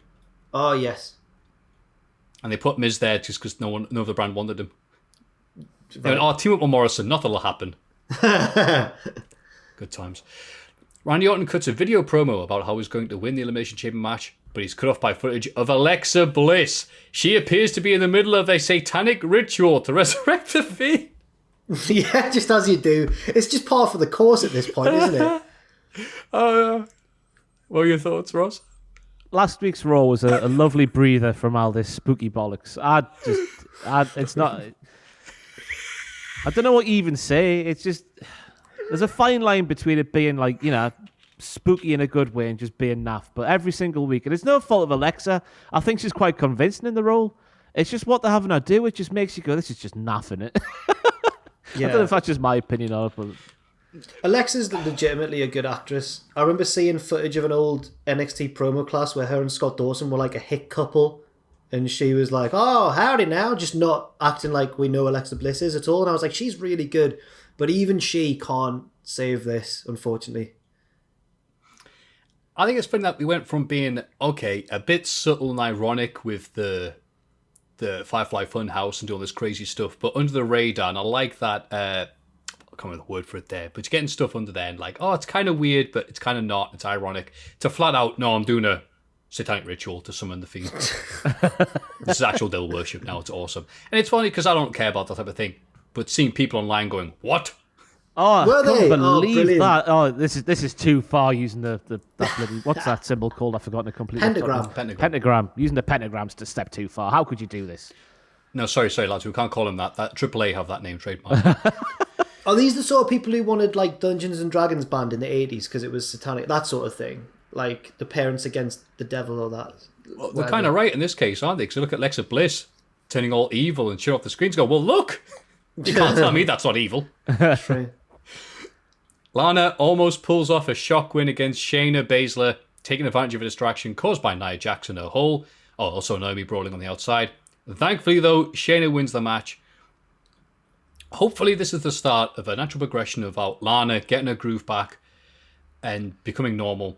But until then, seeing her come back like, Oh no, a wrestling match. That was it. Like at the start of this match, you're watching Lana in the corner, like looking visibly worried, just thinking you need a new career. Like you're a wrestler. You're about to do a wrestling match against a fellow wrestler. There's nothing to be scared of. You should be all right. You're a professional. Yeah, it's weird. Could you argue that Lana came in as a manager for Rusev? She's found herself thrust into this world of action and violence. Thrust 2 years later. Because she's been wrestling. Yeah, she's been wrestling for a while now, hasn't she? Yeah. That mixed match challenge was at least 2 years ago, wasn't it? She was having a great time in those matches. Yeah. Eating raw steaks with Rusev. Yeah. The dream. We'd all love that. Yeah. Yeah. Right now, there's not a lot to cheer for. It comes out and looks like petrified. I mean, he wouldn't be chanting for Linford Christie if he comes out. It's like, oh, I'm going to run. Linford Christie. What a ref. I'm trying to think of Olympian, sorry. The first one. You are in the 90s, aren't you? Still, what was that show you had on CBBC? Where it's like, you got to beat the rest. Dedication is what you need. It was Linford Christie and Record A-Lady. Breakers. Record Breakers. What a program that was. Wow. Do you remember that on CBBC? Right? Aye, Record Breakers. Which one? What sport did Linford? I'm thinking of Colin Jackson. He was the hurdler, wasn't he? What Linford was a sprinter. Sprinter, right. Aye. Nothing to do with Raw, but it's better than saying, sounds like Lana needs more Satan in her diet. Braun Strowman shows up on Raw for the first time since being a dick to Adam Pearce to be a dick to Adam Pearce backstage. Braun is furious that he isn't in the chamber match. All right, Pearce explains that it's full of former WWE champions and Braun isn't one. Neither is Morrison, but he lost to Kofi anyway. Braun says, I was Universal champ, and he goes, that doesn't count. Braun tells Pearce to send a message to Shane. He needs to make this right or else he'll pay. Oh, no. So clearly Braun's learned nothing from getting suspended after being a dick. Ross, are you thinking what I'm thinking here? WrestleMania, innit? On one side of the ring, sweating profusely will be Shane McMahon. And on the other side, Maffew, I can see you're still looking confused, will be Braun Strowman. No. Yes, and we're gonna get all kinds of homages to the Big Show and Shane from 2001 or whatever it was. Test getting involved back then. Which way will he go? Which way will he go? Steve Blackman. Shane's good at these sort of matches, Ross. But he'll win though. He'll win. Oh crap, he will. Yeah. That's where the issue is. He'll win. Yeah. He'll get a few henchmen over the next few weeks and he'll win. He'll bring back Corbin and Drew will for some reason turn heel again. He'll be his pal. Shane and his dirty dogs. Yeah. Like it should be like 2001. Shane does some massive impressive things and we're all going, wow, Shane, you're amazing. You're not an actual professional wrestler. You're just a glorified stuntman and we appreciate you for that. But now we're in the modern day and age and Shane's done a few Muay Thai classes or whatever and he's a legitimate fighter. He could beat up Chuck Norris and everybody else involved. And it's weird. And my brain can't and refuses to process it, quite frankly. Shane will lose. I've got faith that Braun would win that. I don't know if I'm sounding really naive. Shane wouldn't put himself over at WrestleMania. Shane has a W in the column, has a mark in the W column against one Drew McIntyre in Saudi Arabia, which of course, as we all know, is the equivalent to WrestleMania. I thought that was Roman he beat. What did I say? Drew McIntyre. I meant Roman Reigns. He had Drew in his corner. Equally as impressive, if not more so. I know there was shenanigans, but not much. There was shenanigans. They had a competitive match before the shenanigans took place, and something similar is going to happen here. And I would love it if Braun beat him. I'm going there. I would love it. Happy birthday this week to Kevin Keegan, 70 years young this week. Sorry. Wow. I can't believe he's 70. 70. Bloody hell. So there we need Kevin Keegan to come back and save WrestleMania by just kicking Shane McMahon hard. If that match does happen, we need to be all in on supporting Braun via the medium of Kevin Keegan. We really do. Oh. Think of the shirts, think of the merch. Is Kevin Keegan on Cameo? That's what he is. Yes. Oh my god, if he is. I'm getting it Googled now. Let's buy Braun a Kevin Keegan cameo in the build up to WrestleMania. Yeah. I don't think he is, unfortunately. I think he did it for a bit, and then it's like, after the first 300, can you say, I would love it? Yeah. He's like, all right, enough, I don't care. We get the now traditional pre-Elimination Chamber gauntlet match. AJ beats Kofi. Drew eliminates AJ and Jeff Hardy. Orton gets himself counted out after being distracted by Bliss appearing on all the Thunderdome screens on the Satan channel. Sheamus beats Drew to win the match and secure the latest Oh yeah, I guess that makes sense. Yeah, the latest entrance in the Chamber match on Sunday. The last. He's No, the you're last right. That's entrant, actually the right way of using that. Well the done. final entrant, I suppose. Yeah. The final entrant. That's right. Yeah. This match is all right. I skipped most of it because it's like, all right, there's not that much drama or intensity in these matches, which did used to feel like they meant something when Seth Rollins was doing all those really long performances. But now it's just, okay, cool. But that's just me. What did you think, Jack? Well, I agree. That Rollins one came out of nowhere as well. And I think he beat Roman and Cena back to back, and everyone was just like, what's going on here? The Kofi one was still all right. Then they made the New Day do a tag one to get Kofi in the match. And now, after all that, by this point, I do feel like it's run its course. What's with Maffew asking me a question and taking the biggest drink ever? It happens on a weekly basis, and it's so sorry. Sorry, I'm no. multitasking. I'm sorry. I am dry. Yeah, but you time it. You time it every time, so it looks like you don't care what I'm talking about. You go, Jack, what about you, pal?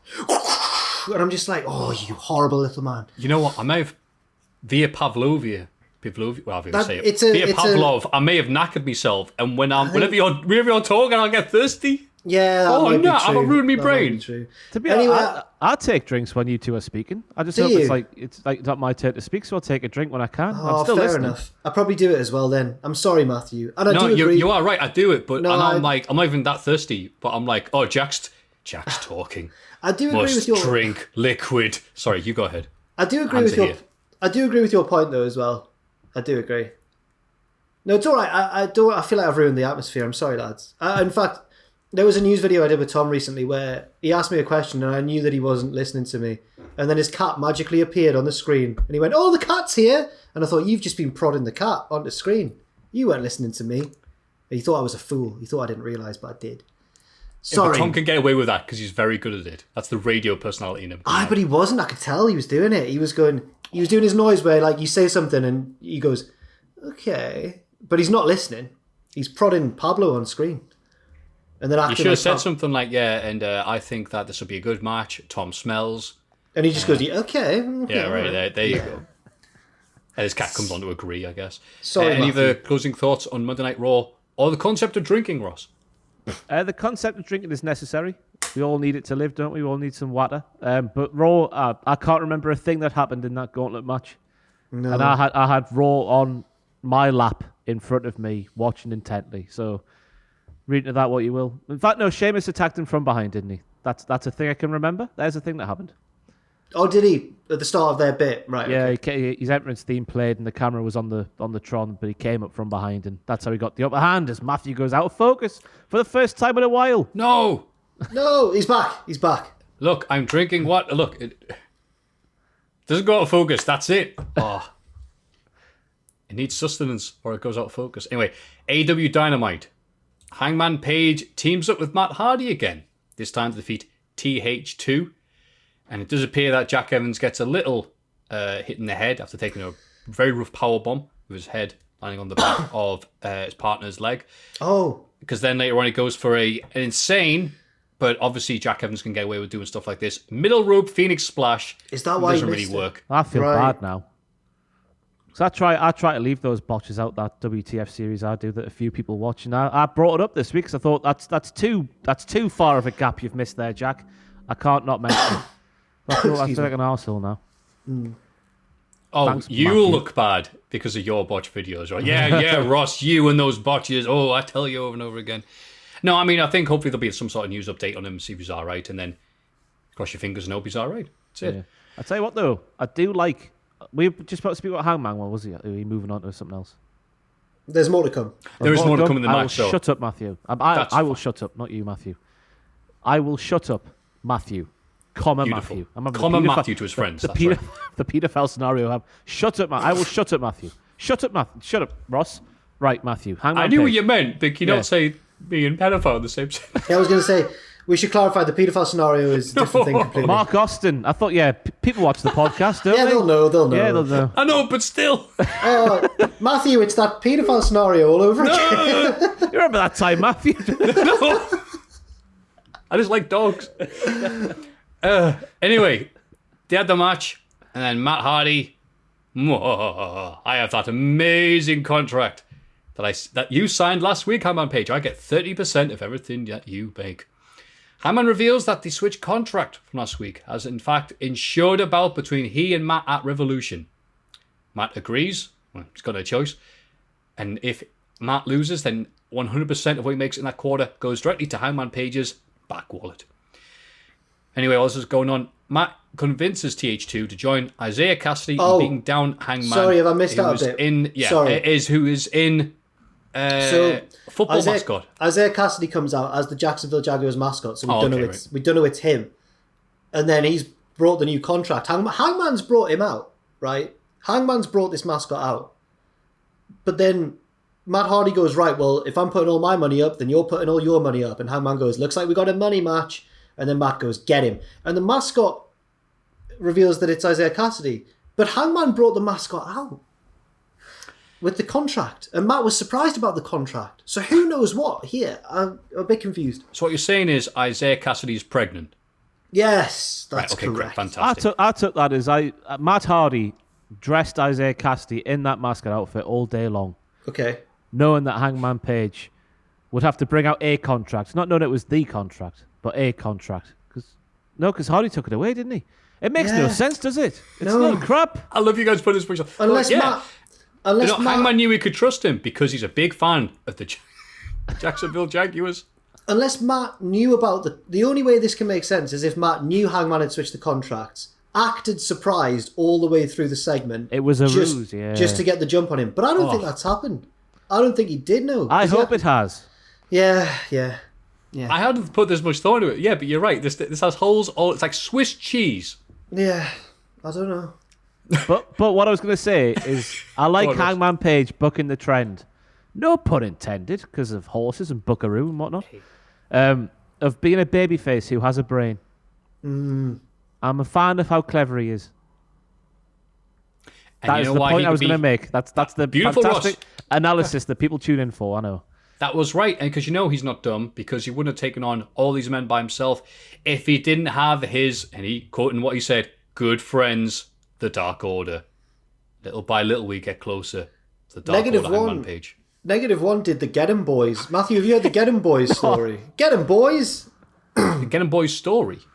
You need to do that again, Jack. You didn't do it properly. Get 'em Boys! Pachi, when he was a babyface manager of WCPW, before he turned heel, which was a great heel turn, by the way, the glow stick gate. But when he was face manager, he needed to punish some heels who had run in roughshod over the ring, and he came out on the stage and he went, I don't think so, get him, boys! And the wrestlers took like 10 seconds to get him out, so he goes, get him, boys!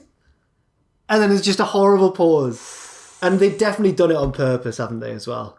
Yeah. Like they definitely stood in the back going, we love ribs. Ha ha ha. You're a subspecies of human. You're YouTubers. not a wrestler. You're not a wrestler. You're below us. Yeah. Welcome to the business, kid. Yeah. That aged well. That definitely happened. Rio beats Serena Deeb to advance in the women's tournament after a great back and forth match. Nice of talking about booking trends. Nice of them to have a women's match this early on the show. Bless you. Beg your pardon. And yeah, great match, back and forth, very competitive. Fantastic. Women's wrestling, AEW is actually improving bit by bit. Although I was... Sorry, go on. Well, I was just going to say, very quickly, I was disappointed that a lot of the brackets are only going to be shown on YouTube, not on Dynamite. But, not even just the Japanese leg, like the American leg as well. A lot of those are just going to be shown on YouTube. But sorry, Ross, what were you going to say? I was going to come up with a massive statement. Taking the showmanship side of professional wrestling out of it, just look in matches in isolation, bell to bell. I think Serena Deeb's my favourite female wrestler to watch in the world today. She's out of the phenomenal. ones I'm exposed to. Just so the good. match, not the showmanship where Sasha Banks and Bayley and people like that, they far excel compared to the rest. But just in terms of bell to bell, Serena Deeb is liquid wrestling personified. She's unbelievable. I mean, sorry, go on. How long has she been this good, and how was she never a champion in WWE? Well, they didn't care about that back then, I suppose. They didn't care about being good at wrestling if you're a woman. Just a trainer, wasn't she? I say just a trainer. She was telling the other wrestlers how to do the wrestling, which I guess it's when you look at it, it's quite a good place to be. But she should have been on TV. Yeah. I think she's very good. Layla Hirsch is still my favourite right now. All right. Okay. But really, what a thing to argue over. Ooh. Orange Cassidy beats Luther in about a minute or two. It's like my dream match. Right. After Chuck Taylor stops Serpentico from interfering with a beautiful, awful waffle. The awful Absolutely waffle. killed that snake. Team Taz call out Sting, who shows up. Also, Taz blame. I didn't get this. My American friends explained it to me. Taz blames Sting for the outages in Texas. The snow, yeah. Yeah. Apparently there's been some snow in America. In Texas, and it's completely knackered. Right, because I guess it's not built for snow, Texas. Basically is what I'm getting. Right.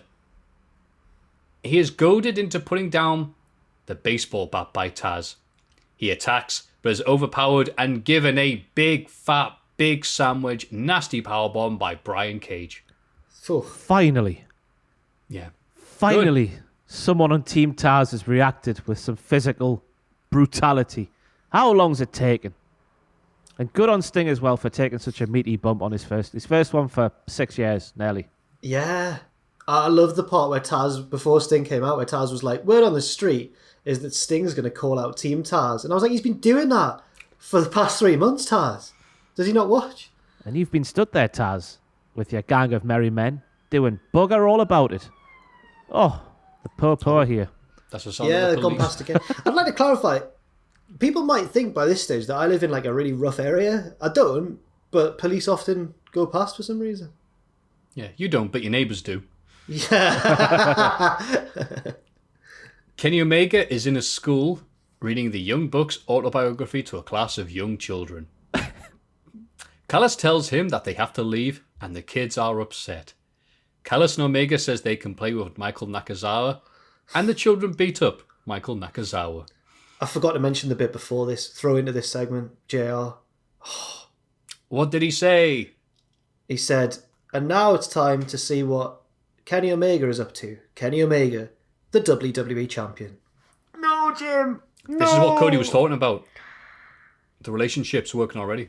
That's the thing. Tony Khan is the forbidden door, and this is just the forbidden door doing some forbidden door things. This is a working relationship is now official. I feel like this is what we all feared from the moment JR joined. That we were worried that he'd say WWE instead of AEW. I certainly was. And just when we thought he wasn't going to, he does it. And I felt bad for him, to be fair. I felt bad for him. And he came out on Twitter and said, I did it. Hands up. I hate it when he does rubbish things as well, because it's Jim Ross, for Christ's sake. But each week, he always drops a clanger. And it's just, like in our job as well, we can't ignore it, can we? We can't go, it didn't happen. And it just, it's sad, cause it's just because it's Jim. I love Jim Ross. Yeah. I get what you're saying, because on one hand, you're going to say, well, there's a mistake, and I have eyes and ears, and especially me, with my little reputation. But some people are like, but he is an old man. And I'm like, okay, don't rub in too severely then. So, but still. It's an awful one to drop. It's a big mistake. Yeah. I loved it. Good lad, JR. Don't listen to them. Keep on. Call it whatever you want. The UWF champion, Kenny Omega. Take on Jim Duggan in a tuxedo match right after the break. And what do you think of the segment with Kenny Omega talking to some kids? And Maffew, one of the kids asking, I just remembered, are they lovers? And he goes, Maffew, are they in love? And he goes, well, they are brothers, so they do love each other. So I'm a fan of AEW, right? But I couldn't get on board with this segment, and I tried my best, but I didn't like it. Did either of you enjoy it? I enjoyed one part, specifically, and that's where my new favourite wrestling personality, Alex Marvez, appears out of thin air, because he comes on the screen and Nakazawa is shocked because he can't believe that Marvez is there. The camera zooms out, and the only place Marvez could have come from was the kids' toilets, where he must have been hiding all day. He must have been hiding all day in the cubicle going, Kenny Omega's coming, I'm going to jump out when he least expects it. I'm just imagining Marvez, the awkward bastard, just sitting in the kids' toilets all day, just waiting in the pursuit of journalism for the scoop. And you got to commend that sort of behaviour. We obviously, when I was off, the golf course happened, just comes in out of nowhere. So I'm starting to think that Alex Marvez is a wizard. Yeah. Because you just can see him, poof, out of thin air, he's there. Fantastic stuff. But apart from that, I didn't care for the segment at all. I think it would actually be good if Marvez is just the most boring wizard ever. So he just says, how did you get here, Marvez? Oh, I teleported. He's my wizard powers. You're a wizard? Yeah, I still don't care about you. He's acknowledged as a wizard. No one cares. I can make apples rise. Fantastic, can you? Great. Oh. This segment is just another one of these. Kenny Omega is an idiot, and look how goofy he is, and he's stupid and all this. I don't really care, because Kenny Omega's just playing this weird fanny. But the Young Bucks, again, this is another point, and we'll get onto the match that he had with Santana Ortiz, but they're not very likable. And I think we say this nearly every week. It really doesn't help that the good, nice Young Bucks have a book out. All right, people are going to buy it, of course, but like, it's advertised every week, twice on Dark. And Kenny Omega, the bad guy, is going, the Young Bucks are great. They're so successful and handsome and brilliant and amazing. And wow, they're so good. Now they've conquered and changed wrestling. I'm like, I hope they lose every match they ever have after this. Didn't he say he was brilliant and handsome and successful? Yeah, but the fact he's reading the book to kids. But of course, yeah. And then we see the adverts, like, no, really, they are great. I'm like, by the book, yeah.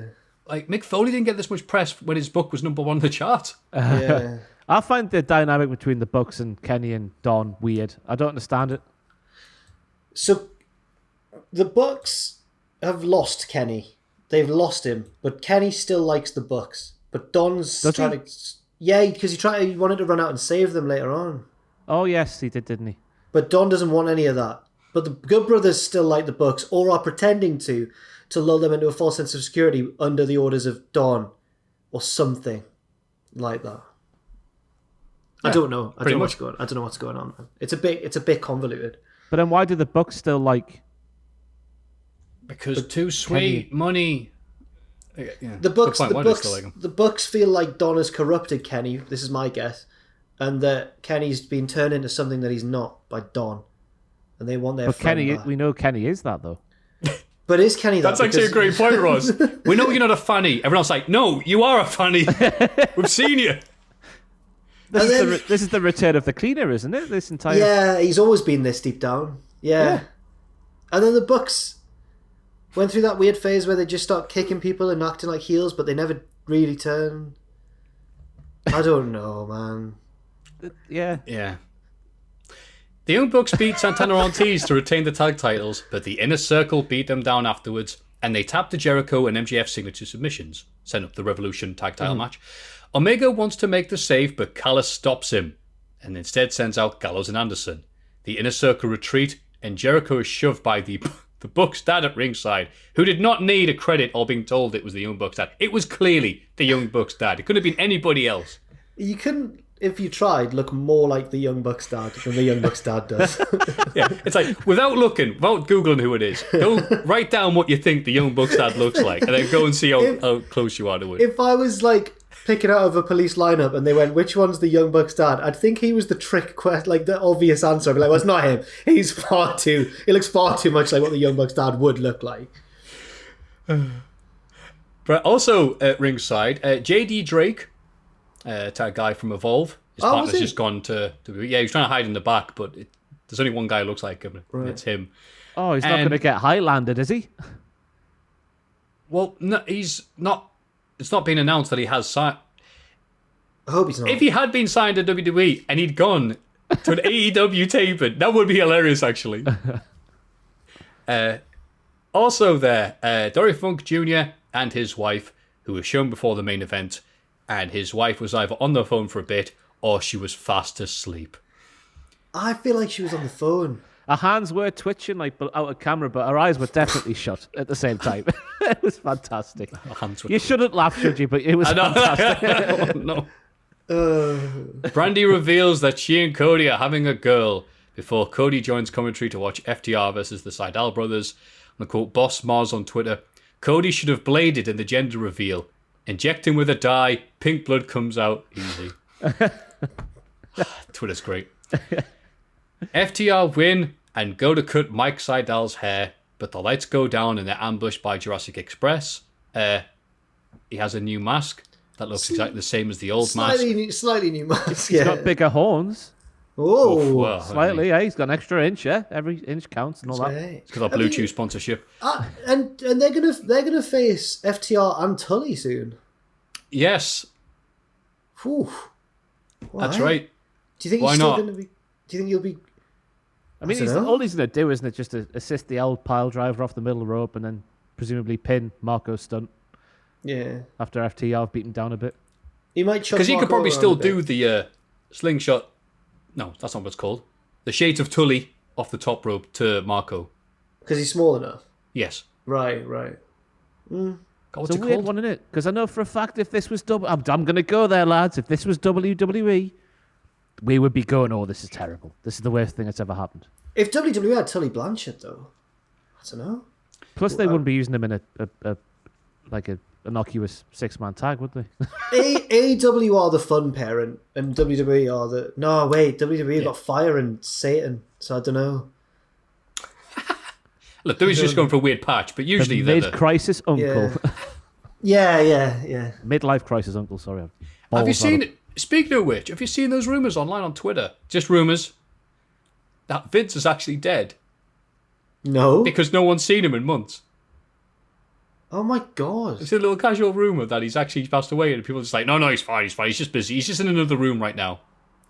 And on none of your calls going, my God, I'm going to the toilet, and whatever, just doing an impression of him and going back. No, I'm scared Made the to last join video. him. I'm scared to join in with this joke in case it's real. Because to me, in wrestling, the ultimate carny business, that's plausible. So I'm scared to They wouldn't announce that Vince is actually dead. I'm scared to join in case it's legit. Yeah. All right. Didn't his brother just pass away? So maybe he's just, having a bit of a Oh breather. yeah, that makes more sense. That In does fairness, make it more was people, again, the little bit I saw, I just thought we were bring it up to see how funny it was, but apparently it hasn't been funny seen it was. before then. Well, no, not like Vince dying, but the idea of like, Imagine. he's dead, let's not tell anybody. My dad reckons that David Bowie did the same thing. Actually, Really? yeah, he's got a little theory. Yeah, that Any particular reason? he just thinks David Bowie was weird and he wasn't a big fan. Just didn't like David Bowie. Faked his death because I And he don't was like like, him. and then he was like, no, he reckoned. No, he doesn't reckon. I should clarify. He doesn't reckon that David Bowie is still alive now.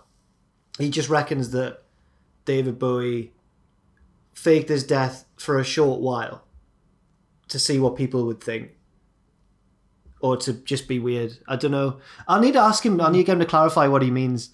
But he was never a big Bowie fan. He thought he didn't like how he hopped around the genres in search of fame. He's not getting David Bowie mixed up with Andy Kaufman, is he? God.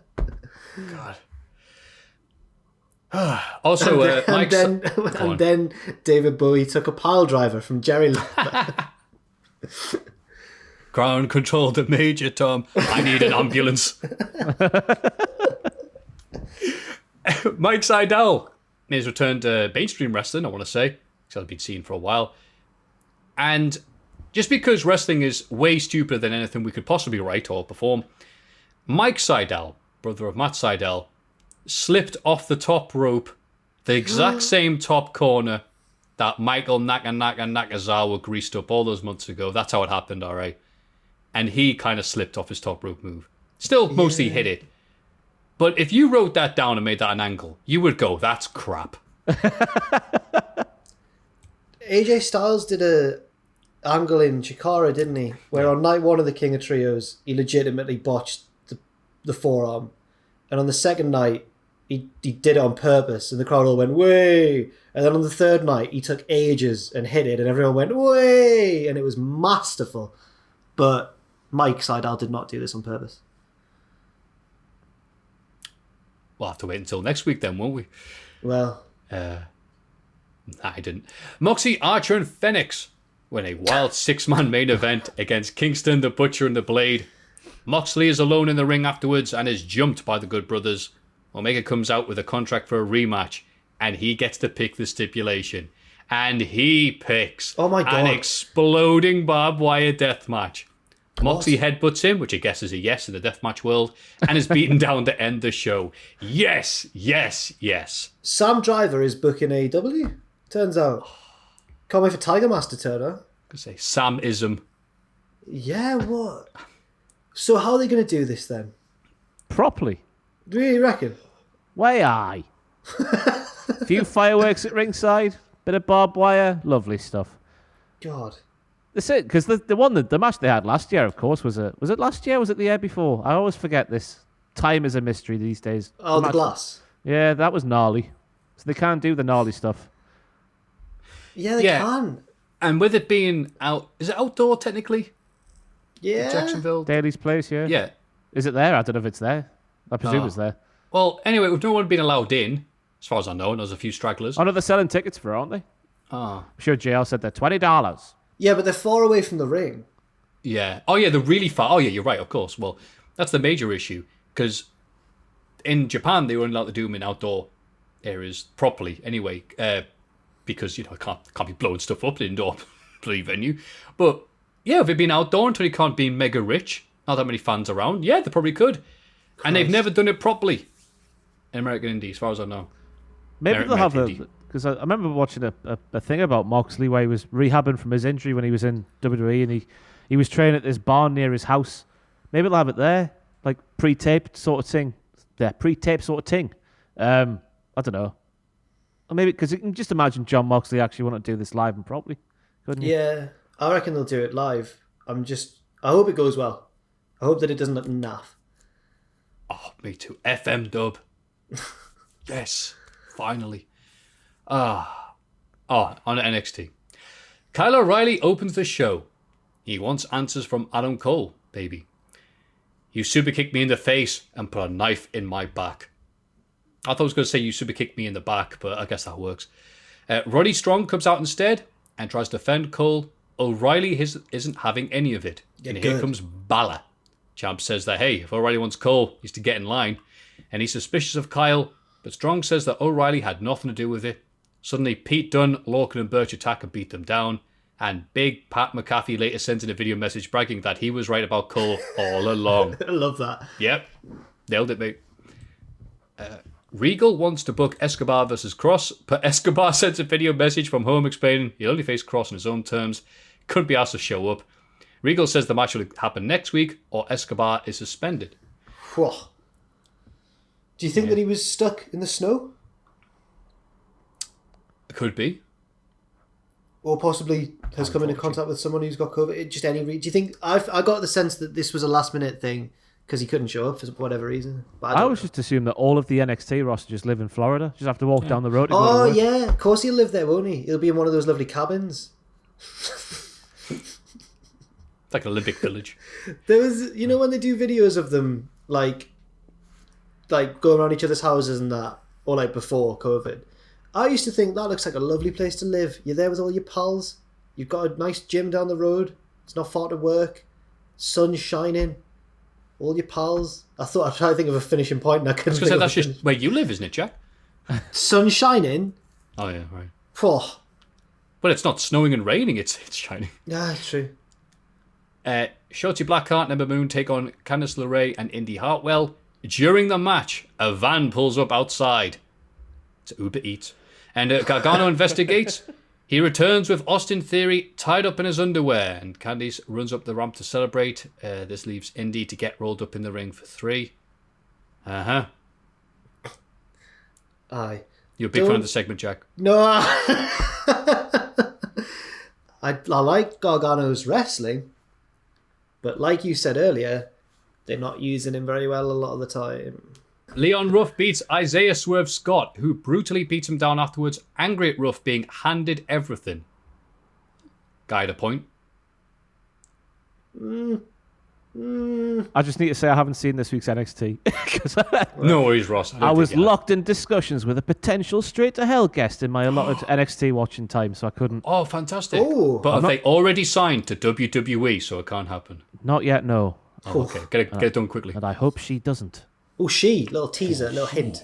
That's all I'm saying. Just in case they back out in the end. Doesn't really narrow it down. Doesn't narrow it down that much, does it? I suppose. One of the 3 women's wrestlers in the world. Kaden Carter and Casey Catanzaro defeated Jessie Kamea and Alia, despite Boa turning up to try to distract them. Xia Li arrives and marks Casey's hand with a black mark, saying she will purge her next week. Hang on, it's a start of Treasure Island, isn't it? Oh, I was waiting for like, but she won't be able to because she'll be at a party spreading the disease around. Yeah, that Casey probably has a black mark next to her. There we go. There it is. There we go. Come on. I didn't know. I was trying to guess which angle it was going to come from. What's going on here then? What's the mark about with Xia, and what's she gonna do to her next week? Do you think Alexa Bliss is going to go, and I summon thee, and then she's going to appear in a bedroom over she's doing that? It's like, what? No, I didn't want you. I want the Fiend. Oh, no. There are slight similarities between this storyline and the Alexa Bliss storyline on Raw, but this one's got people like Xia and Boa and that lady whose name I keep forgetting. What are they going to do? What's their aim? Where's this going? What do you reckon? Jack, with my honest opinion, no idea whatsoever. Do you think Xia will get a title shot maybe? She's the next one. She's the next challenger. Is she? Gotta be. Oh, she will be the next one. She will be. She is the next challenger. Let's speak it into existence. There we go. And she is going to win. No. Ross having better NXT predictions than us, despite not watching the show. No, Raquel will be the next NXT Women's Champion. IMO. Only if Xia Li doesn't want it. Huh? Yeah, fair enough. Look, if we were a table away from Tony Storm winning it, let's just remind ourselves. Beth Phoenix introduces the two Dusty Cup winning teams. Shayna Baszler and Nia Jax arrive to argue with Karen Gonzalez while MSK goof around the Little Rascals. See what I've done? Yeah, that was... Called them Rascals. That was good. I like that. Cheers. Clap. Yeah. I was more just the fact that, like, wait, hang on. If Karen Gonzalez challenged them for maybe Mania, I guess, at this point, and win the women's tag titles and take it back to NXT, how great would that be for Raw and SmackDown? How great would it be for Raw and SmackDown? That'd be maybe that's what they'll do. Although I think they're challenging them on March the 3rd or something. Sooner the better. Sooner the better. Get them till. Oh, well, no one's watching that match. No offense to the lasses involved, but Big Shaq's on AEW that day. Big Shaq. Quick maths. They must have had a scheduling conflict for him to be on Dynamite and not the pay-per-view, surely. I'm really, really surprised as well that they're doing this on Dynamite. Is it to get more eyes on the product, or is it as you say? There was rumours, wasn't there, that Revolution was on a date in February, but they were waiting for something to happen or not to happen, and I can't remember what that was. Yeah. Oh, man. And maybe that's had a bearing on things. Maybe. Yeah, what was it? Shaq was asked if he wanted to do no rope barbed wire. Says, I'm an Idaway Japan kind of guy, sorry. And that happened. Tony Storm ambushes Io Shirai during a photo shoot, and according to remind us that she wasn't pinned in Sunday's title match. Those damn triple threat matches. Kushida is still hurting from Takeover and is approached by Bronson Reed, who says he's still going after Gargano's title and respectfully says he will face Kushida if he needs to on the way.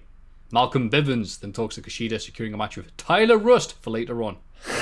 Kushida wins that match when Bivens throws a towel in. Rust tells Bivens he could have won. Narrator, he couldn't. Zoe Stark gets a hype package. She wins a match defeating Valentina Ferros. Yeah, I don't know much about Zoe Stark, but good luck to her. Good finisher. I saw that on Twitter. Off to a good start. Yeah. Like a GTS, but with a flip. Mm-hmm. Oh, that's why people are talking about, wow, it's nice to see Dijakovic. Oh, no, wait.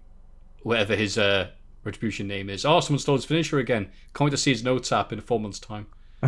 T-Bar. T-Bar, thank you. Remember Retribution?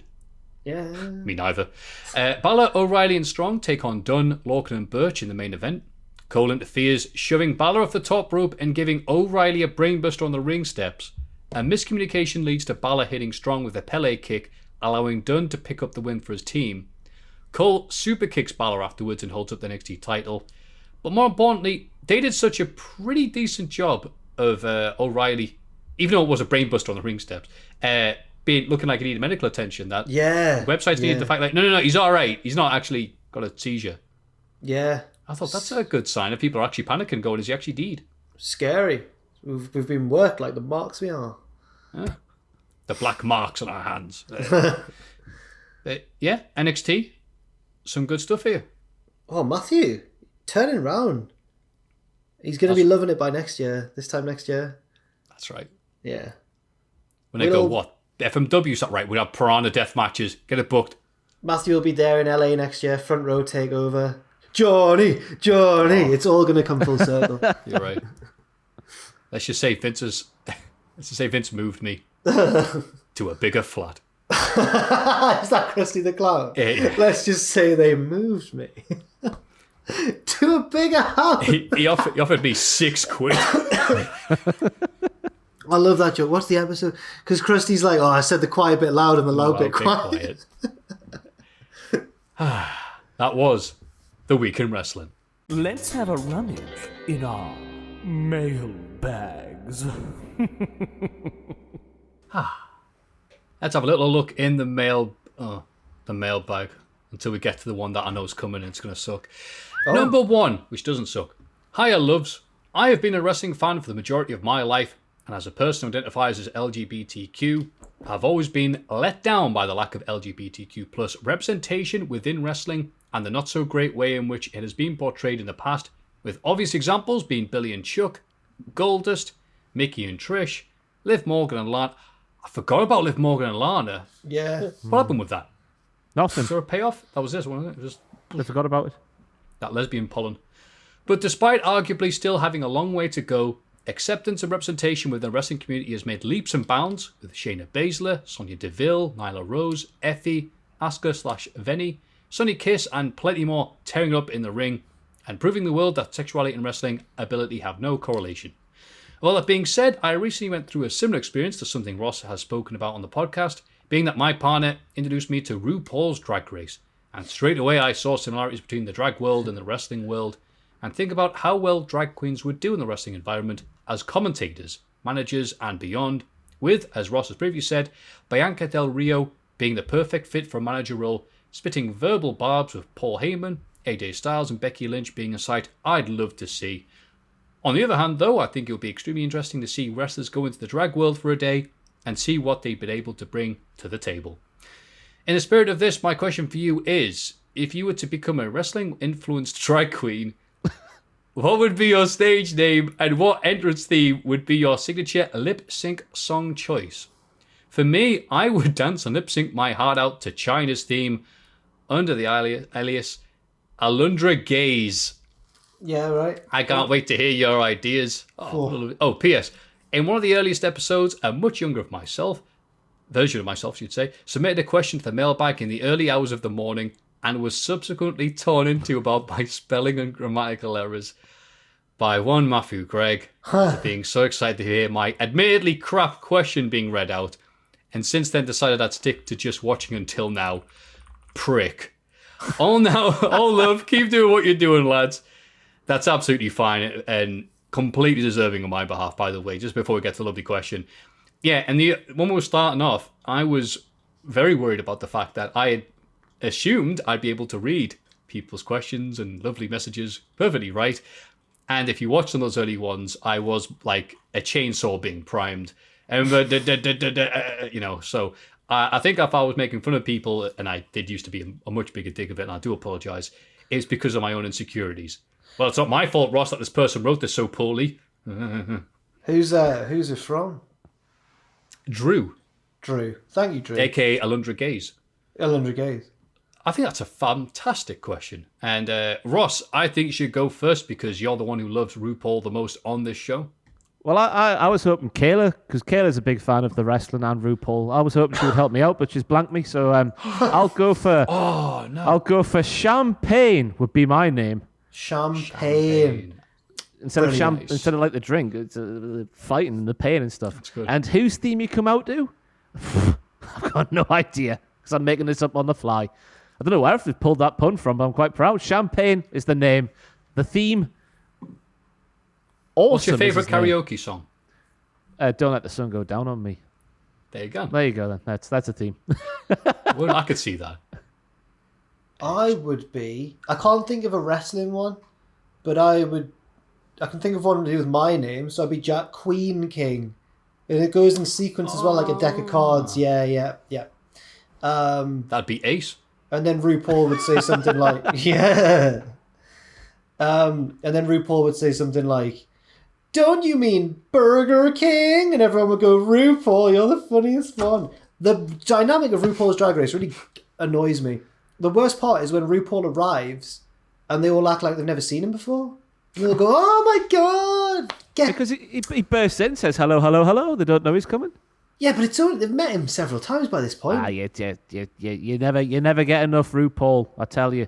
Okay. I don't know what I'm saying here. That does confuse me sometimes, just how disrespectful RuPaul is to the contestants. Yeah. How, we know it's your show, Ru. You're the Triple H of the drag world. But it's like Triple H and Cody Rhodes, like, into one is this big, like, monster. Yeah. One of them was having the piss ripped out of them for shopping. What shop were they shopping at? Was it Primark? I saw this. Yeah, it was. No, they said it looks like it's from H&M. Primark, and then they went H&M, and then RuPaul went, never wear anything from H&M ever again. I was like, what? Bloody hell! What a bitch. You know. Sorry, yeah, Go on. Sorry. Go on. I'll go with the Hitman Prep Heart, and I think I wouldn't sing a song. I would just read Brett's book to Brett's theme music. It's like, here comes chapter 1, Wembley Stadium. Davey Boy was effed. Luckily, I'm the best. Did really well. That was really good. Thank you. I didn't pick a song, but I'll choose Tyler Breeze's song because that's the most Drag Race sounding song I can think of in wrestling. What? Yeah. Just sounds like one of their songs. And I'm coming out to Elton and George. Yeah. Did you ever stay in touch with the nice / rather intimidating lady that you sang that with in Holland?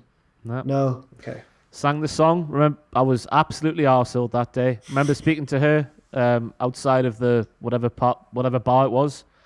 Then we went our separate ways. Oh, that was a nice moment. Then. Yeah. Because it's just one of those things I saw in video where I was like, these two strangers are doing karaoke together, and it's just. I was dying of death up there, Jack. I was like, were you? You look like having a good time. Oh, there was hen parties and everything just in front of me. God.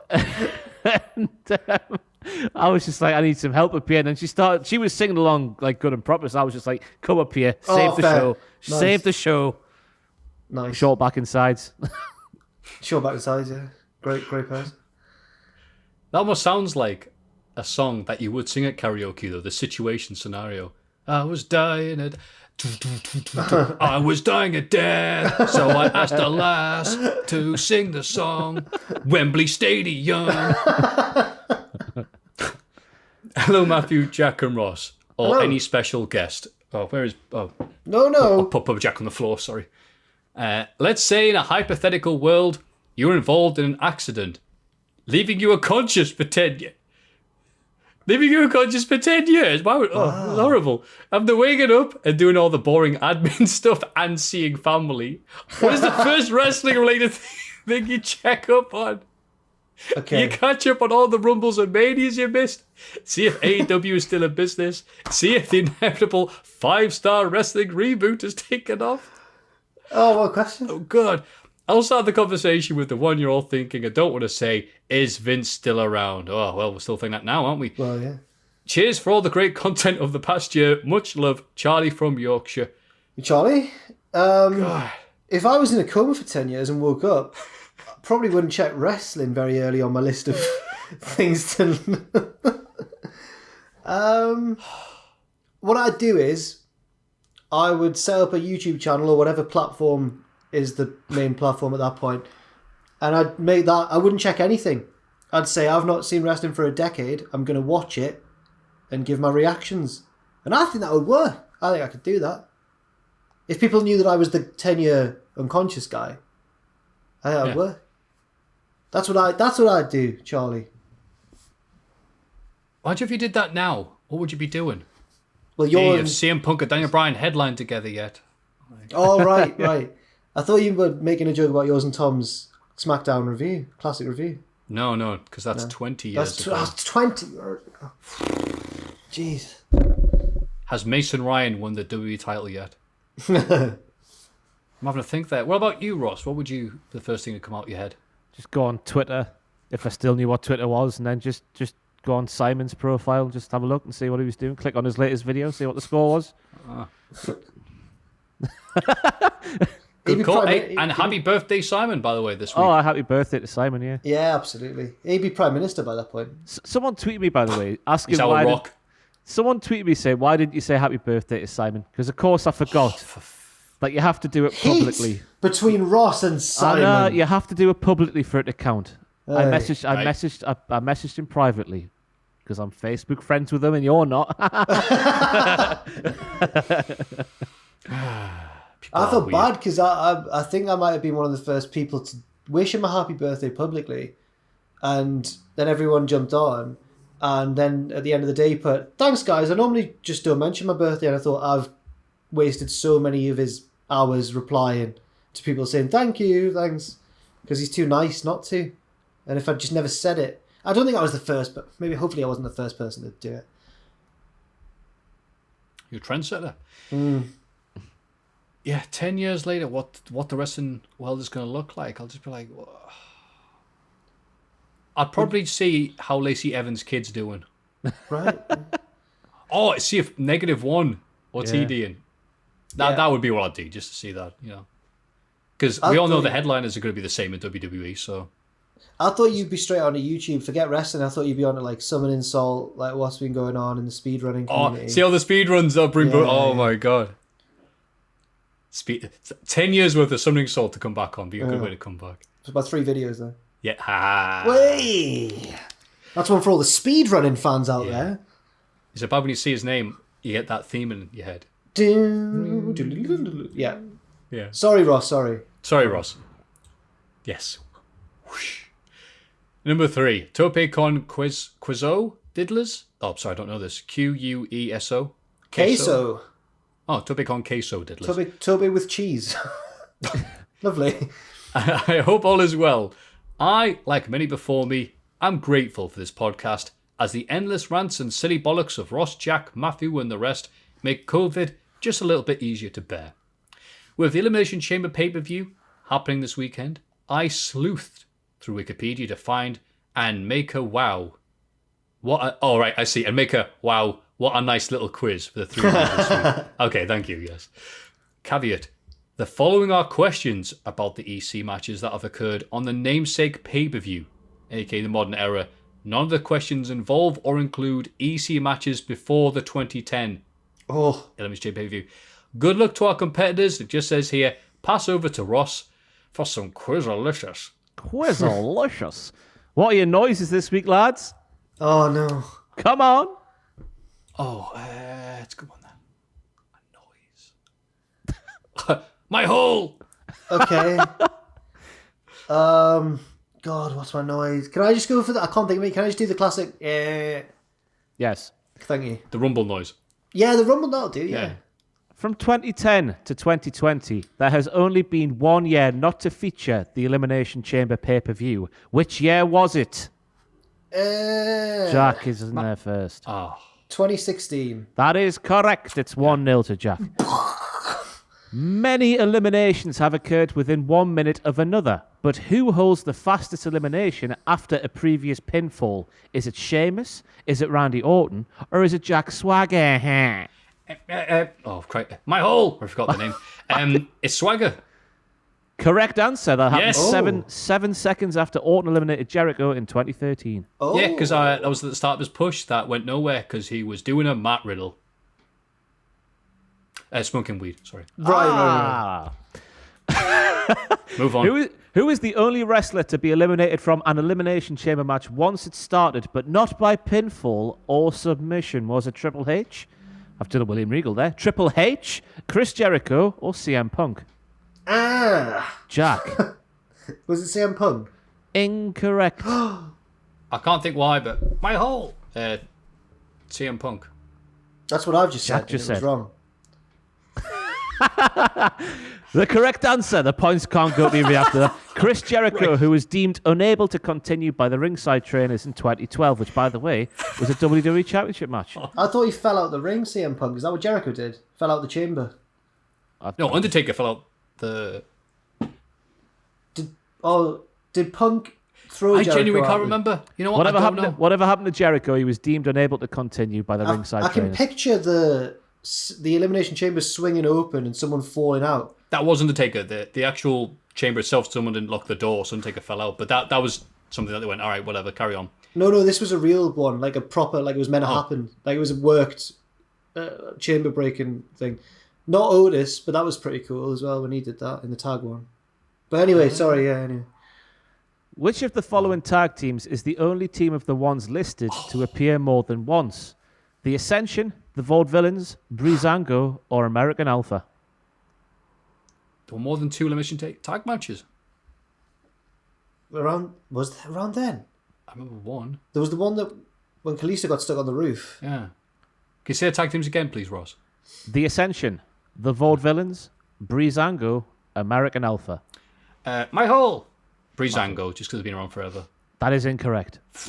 Is it the Ascension? It is correct. No way! That infamous 2015 one. 2017, the rest are in the 2017, but no other tag team EC match is written here. Wow. No memory of that second one. It one. was one a couple of years ago. I hope someone's keeping score because I've not been. It's 2-1 to Jack. Who holds the current record for the most accumulated time spent in the Elimination Chamber match? Is it Sasha Banks? Is it Bayley? Or is it Mandy? My hole. Just because she's mint, Sasha Banks. That is correct. Yeah. 62 minutes and 35 seconds total. Bayley, a close second with 58 minutes 30. And Mandy has 46 minutes 50 to her name. Sasha got to the final, didn't she?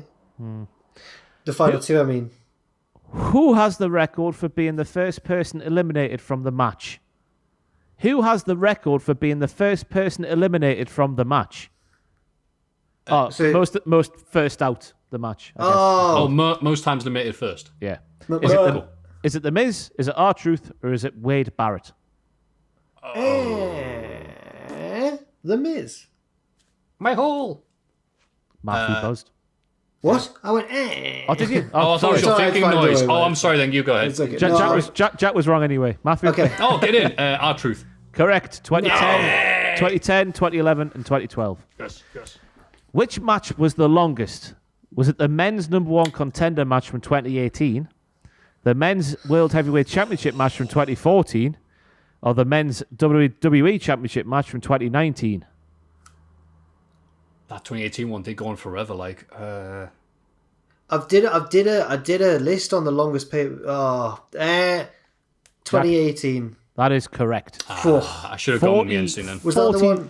40 minutes and 15 seconds. Oof, yeah. Then came 2014 with 37:30, and then 2019 was 36:40. Was that was the one with 7 people in, wasn't it, instead of just 6? Oh, I hate it when they do that. I think they only did it that one time. Yeah, aye. Which match was the shortest? The tag team match of 2015, the women's number one contender match of 2020, or the SmackDown tag title match of 2017? My hole. The women's one from 2020. Correct. 21 minutes. Annihilated one. Yes. Aye, 21 minutes. And then the 2017 match was 21 minutes 10. Yeah. The 2015 match was 23 minutes 40. Only 2 people have won an Elimination Chamber match and have been the first eliminated from the match. So 2 different matches. They've won one, and they've also been the first one out in another one. Name them. There's been 2 of them. Oh, 2 of them, right, okay. Oh, you can think of one. My hole. Jericho and Edge. Neither of those men are listed on this bit of paper in front of me. Oh. What? Edge has been eliminated first and won one. In the same night. That is... Yeah. I remember that one. That's put a spanner in the works. I was going to say Edge and Cena. The names on this bit of thing are Orton, who won in 2014 and eliminated in 2010, and Bryan, who won in 2012 and 19. And eliminated in 30. Edge is 100% Edge has been eliminated. I'll ask the question. Only 3 people have won an Elimination Chamber match and have been the first eliminated from the match. Name them. And not been eliminated first from the match. I've done the same question, but just said 3 instead of 2. I'll move on to the next question. Yeah, move on. We'll scrap that one. That one's wrong. Only 3 men have competed in 4 different Elimination Chamber matches. Which which awarded 4 different championships or contenderships. Only 3 men have competed in 4 different Elimination Chamber for matches. different things, yeah. Name them. Oh, what? No. Again, sorry, I don't understand the question. So only 4 men have been in all 3 of the... men Three have men. Sorry. So 3 men have competed in 4 different Elimination Chamber matches, which awarded 4 different championships or contenderships. Yeah. Oh, okay, right. Now I get you then. Thank you. Yeah. Ooh. Name the 3 men. Can I name one of them? Jack John Cena. is not the name on the sheet. My whole Maffew, Edge.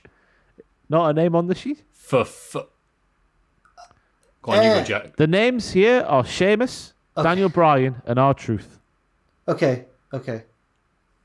All the things are listed here, but after the previous question, I don't know the validity of the answers. Do you want to do the tiebreak? I don't know if we need to do the tiebreak. I'm on 3-4. Just for fun. No. Not for points. go on, read it anyway. Not for points, just for For a wee S's and laugh. G's. Let's do it for S's and G's, everybody. Yeah. The record for most accumulated eliminations in tag team elimination chamber matches is surprisingly 2. 6 teams hold that record. Name all of them. Primetime players. Is one of them. Maffew, go. New Day. Not one of them. Lucha Dragons. Not one of them. The Ascension. Is one of them.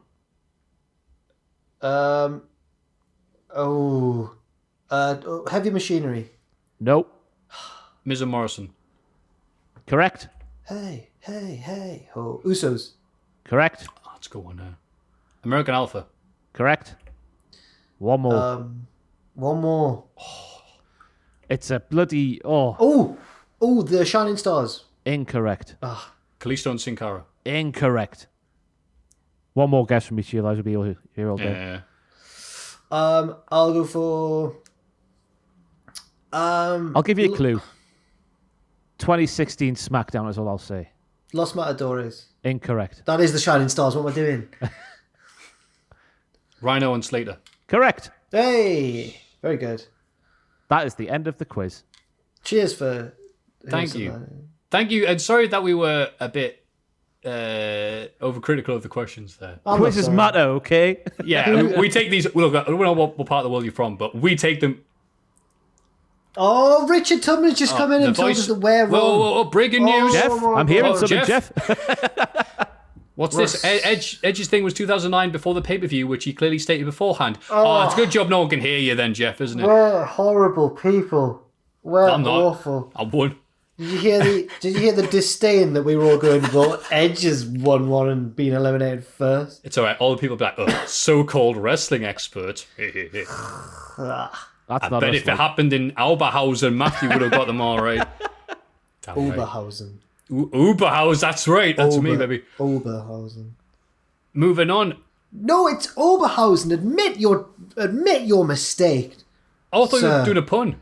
No, it's called Oberhausen.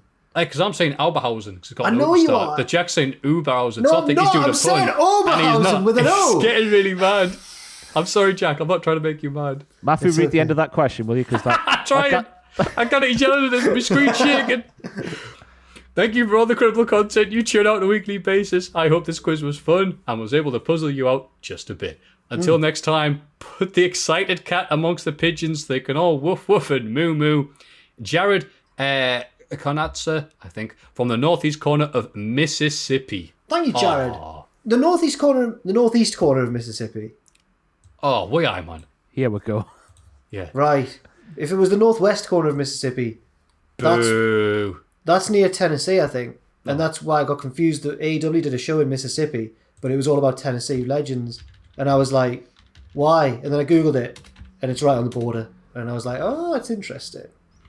Yeah. Maybe northwest Mississippians feel more like they're from Tennessee. Maybe. Who knows? But maybe they just love the mud pie. The mud pie. Exactly. Greetings from Finland. Oh, here we go. Hello. Wrestling isn't big here, so thank you for all the content that make it easier to follow. Biggest names from Finland would probably be Ludwig Borger, that's the person I thought of, and Michael Rebel Starbuck Mahalati, I believe. He was on Talk is Jericho. Anyone know him? Well, take your word for it. We have our little indie promotion, FCF Wrestling. And after 10 years, we got a WWE live show in 2019. Hey. I have written 12 Finnish expressions and their rough translations for Maffew to try to pronounce. Oh my God. As many as 12. 12's a lot. There's 12. Thankfully, this person here has typed them up how they look like in Finnish, and he's also typed out the English bit. So I'll do the first one in Finnish and then none of the rest in Finnish. Queen Peresin Amutu Kahu, which I believe is the thing that gets the mummy to come out. Stop, do not read from the book. Like a bear shot in the ass. Oh, nice. What do you think that translates as in English? You're scared. Someone got a fright. No, be very annoyed. Oh. Because I guess a bear getting shot in the ass is going to do nothing but make it mad. Okay. Right. Be ass open. Nia Jax. Hey. When the lad at the festival offers you something and it turns out to be poppers. Being broke. Right, all that. Oh. Equally, they were both right. We're not supposed to understand it. That's what makes these bits good. To pull logs. To work really hard. Have a wank. To sleep. Oh, sawing. Oh, maybe, yeah, that's the noise. Yeah. Yeah. Yeah. Have one's own cow in the ditch. These are good, these. I like these. I like this one. To... Put your meat on the George Foreman grill. I'm going to say to have something but not being able to access it. Like, I've got no idea, I'm sorry. Okay. Being interested in the matter. Right, that's no sense. Like, oh no, I'm interested because, I've got my cow in the ditch here. Right. I'm trying to think the English one. There is one, but I can't think of it. I've got a horse I've got a dog in this fight. Yeah, that's that. There we go. Well done, mate. Take you behind the sauna. Oi. Sex. Outside for a breather. I was going to say have an argument with someone. Like, outside now. You know you're right. Beat you up. Right. Let me take you behind the sauna, Jack. Okay. Pull a pee up your nose. Really struggle to do something. Find something very hard. You've got a bogey, get rid of it. Huh. Get provoked. Right. I'll tell you what, mate, you're getting the pee. I'm putting my pee up Jack's nose. Can you use that in future whenever I get annoyed and just say I that? think so. Right And you'll go, we're on about, you idiot. I'm like, no, that thing from weeks ago. And it's like, oh, yeah. Oh, here we go. Have black socks. I need a wash. I'm going to say have travelled a long way that day. Jealous. Oh. Take what? Take a grandpa out of a possibility. To make a decision with cold logic and no kindness behind it. Shut up, you silly old goat. Right. Take the opportunity. I think I'm close with that. I think, you're nearly right there, Jack. Because I guess if there's, maybe it's a family thing where you're like, I have to think about granddad. But if granddad's not there, then we could, get out Alton Towers. Yeah. Have their attic dark. Got a secret to keep. Oh, that's probably right. I'll go for to be stupid, to have nothing upstairs. Faint or blackout. Oh, Ross's is better. Guess, yeah, Ross's is better than that actual one. Alex to the head, I guess. Pull faces. To lie to someone. I was pulling faces, I tell you. What was it like, Going down Reykjavik? That's Iceland, isn't it? To be cowied off your... No. Is it To have a Helsinki? magical bicycle ride. Is it Helsinki that's Finland? Yeah, it's Finland, isn't it? Yeah. Get drunk. Oh, of course it is. In an enclosed tunnel. I guess, I'm in an enclosed tunnel right now, pal. To be ignorant about something. Bit of a pickle here. Be drunk. Right. Yeah. Right. So I thought my little sentence would help. Take soup. Take soup. Take soup. To make money from something. I don't have an answer for this one. I can't think of anything. Drink alcohol. What? Drink soup. To take soup to pull faces to be in an enclosed tunnel. Of course, Right. Perfect. Keep up the good work, Samueli Kosonen. I hope. Thank you very much, pal. Thank you. We appreciate this trip around the world with different colloquialisms. And I only had a few people tweet me going, "You guys suck," after last week's terrible thing. Last week's was quite something, Ross. You missed a treat. Where was it? It was like urban youth speak South. from the UK. Like, From the UK. like that's bear. Look at your goms. That's bait. The mandem. The man down. The man damn, yeah. We were very, very, very white and northern. Bear means a lot. Bear means a lot. Garms is close, isn't it? But there was like Jakes and Ops. Apples and pears, downstairs. No, Jakes is police. Like, the Jakes are here. That's I've like never the heard that fuzz. one before. Ops is opponents, like rival, like people you want to beat up. Yeah. Ops. Stick a pony in my pocket. That's the opening line to Only Fools and Horses. Anyway, the next question here doesn't say anything about questions. It just says, bonus email to be read by Ross. Well, who is it, Ross? Scared. I'm quite scared. Why has he kept this one a secret? God, come on. I need a hug now. Come on. Right, so the letter starts. On Saturday, yes, I was late to the party.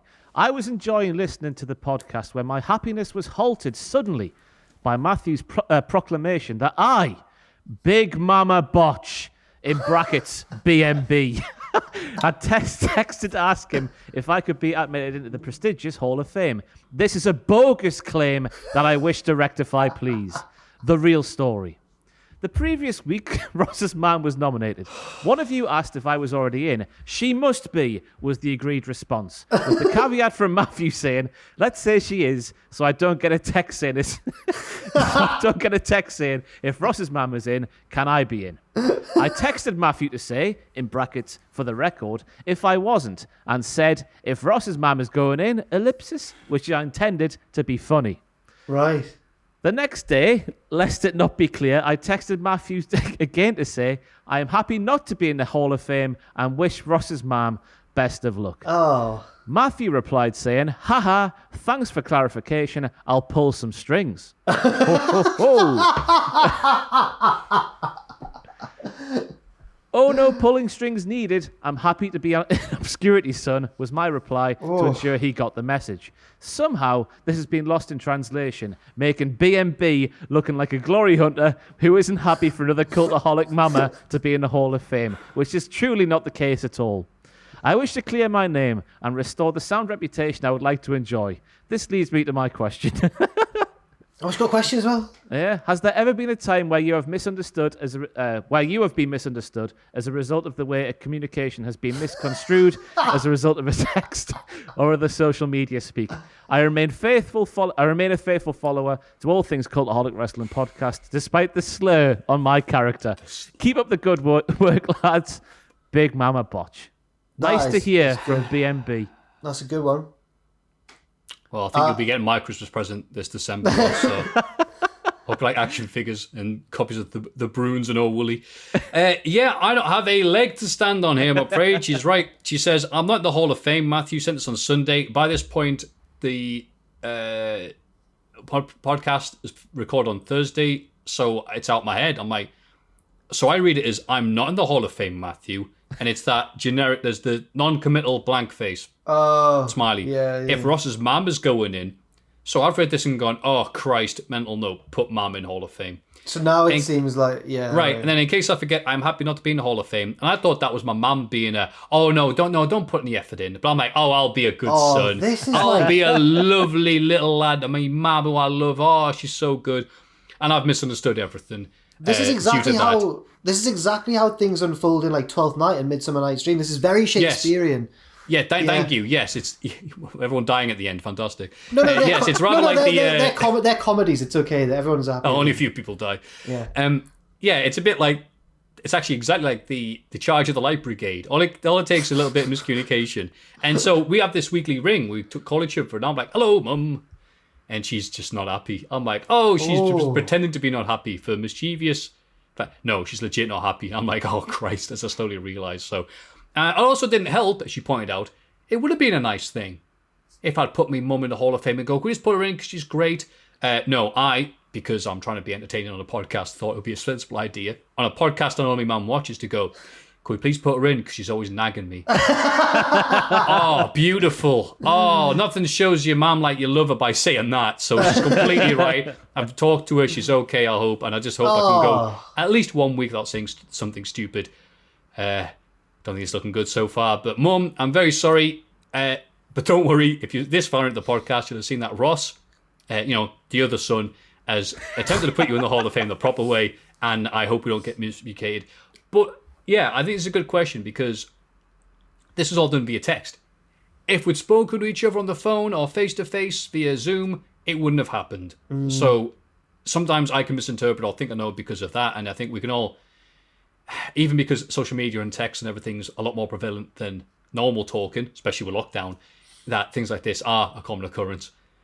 So what about you, Ross? I've talked enough for you to hopefully prepare a lovely answer for this. What about times that you've been misunderstood or misunderstood someone else? I honestly don't know where to start, Maffew. Bollocks. It happens a lot where you put something out on social media and someone takes offence to it and then you have to explain it wasn't directed at you, don't worry.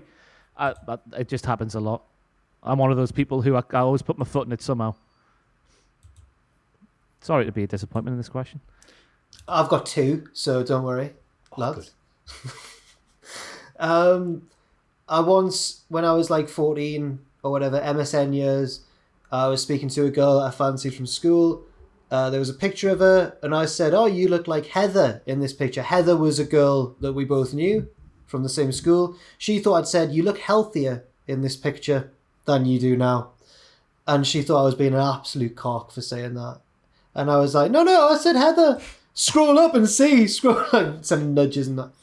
The other one,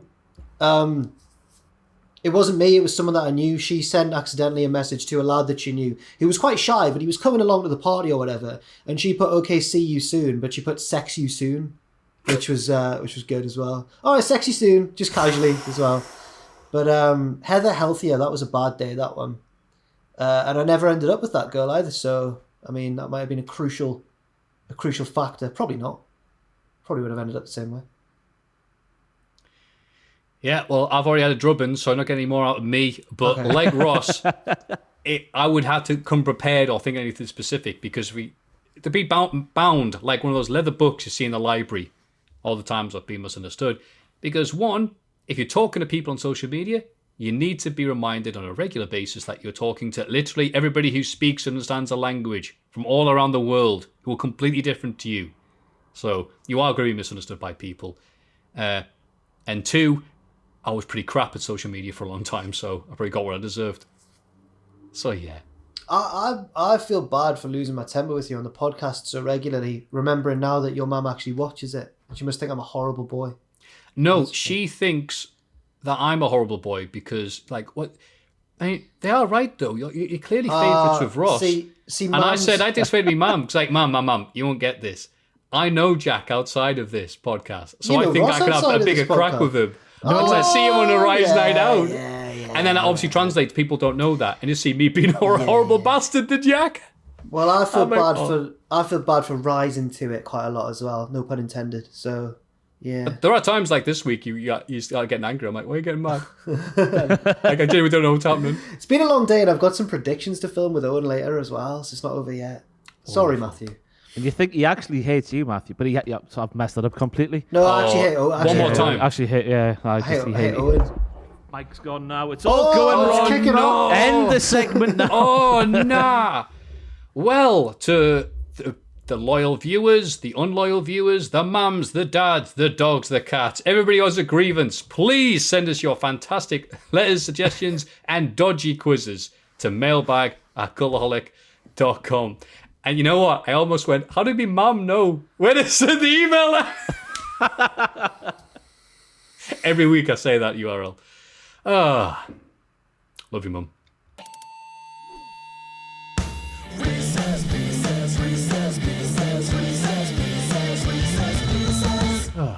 Reese's Pieces, Reese's Pieces! where there's no mums. Hi, boys. Hope you're all keeping well and enjoyed your pancakes. Oh, before we go on to that, I tried making pancakes, and I was very disappointed because I didn't use too much. I've dropped up a Jackie's all right. Too much like brown sugar and syrup and everything like that. And I realize now when people say that they like pancakes and they love the taste and everything like that, what they mean is they love all those toppings and stuff. Yeah. Because I ran out but still had pancake, so I went, all right, great. And I got it where it actually looked like a pancake. The first two didn't look good.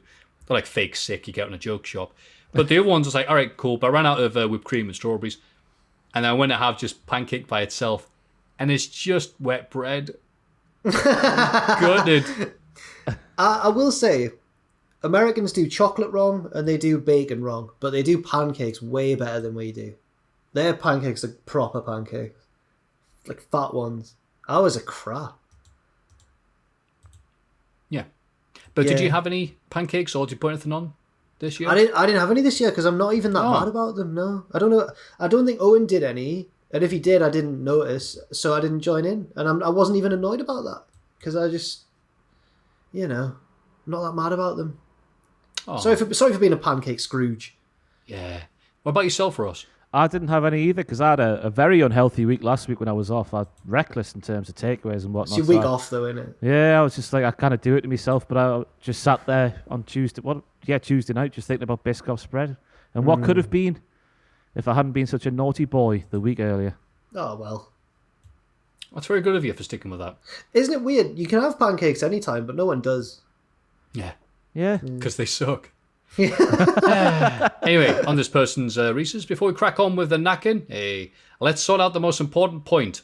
Attached is a photo of my good boy Merry being a not so good boy for Maffew's dog wall. He'll fit in perfectly as he was a trainee guide dog that was fostered for 12 months. Unfortunately, he failed as a guide dog. I'm just reading this. He failed as a guide dog as he was a bit stupid. But he is now a support dog for children with learning difficulties, so still a legend. Oh.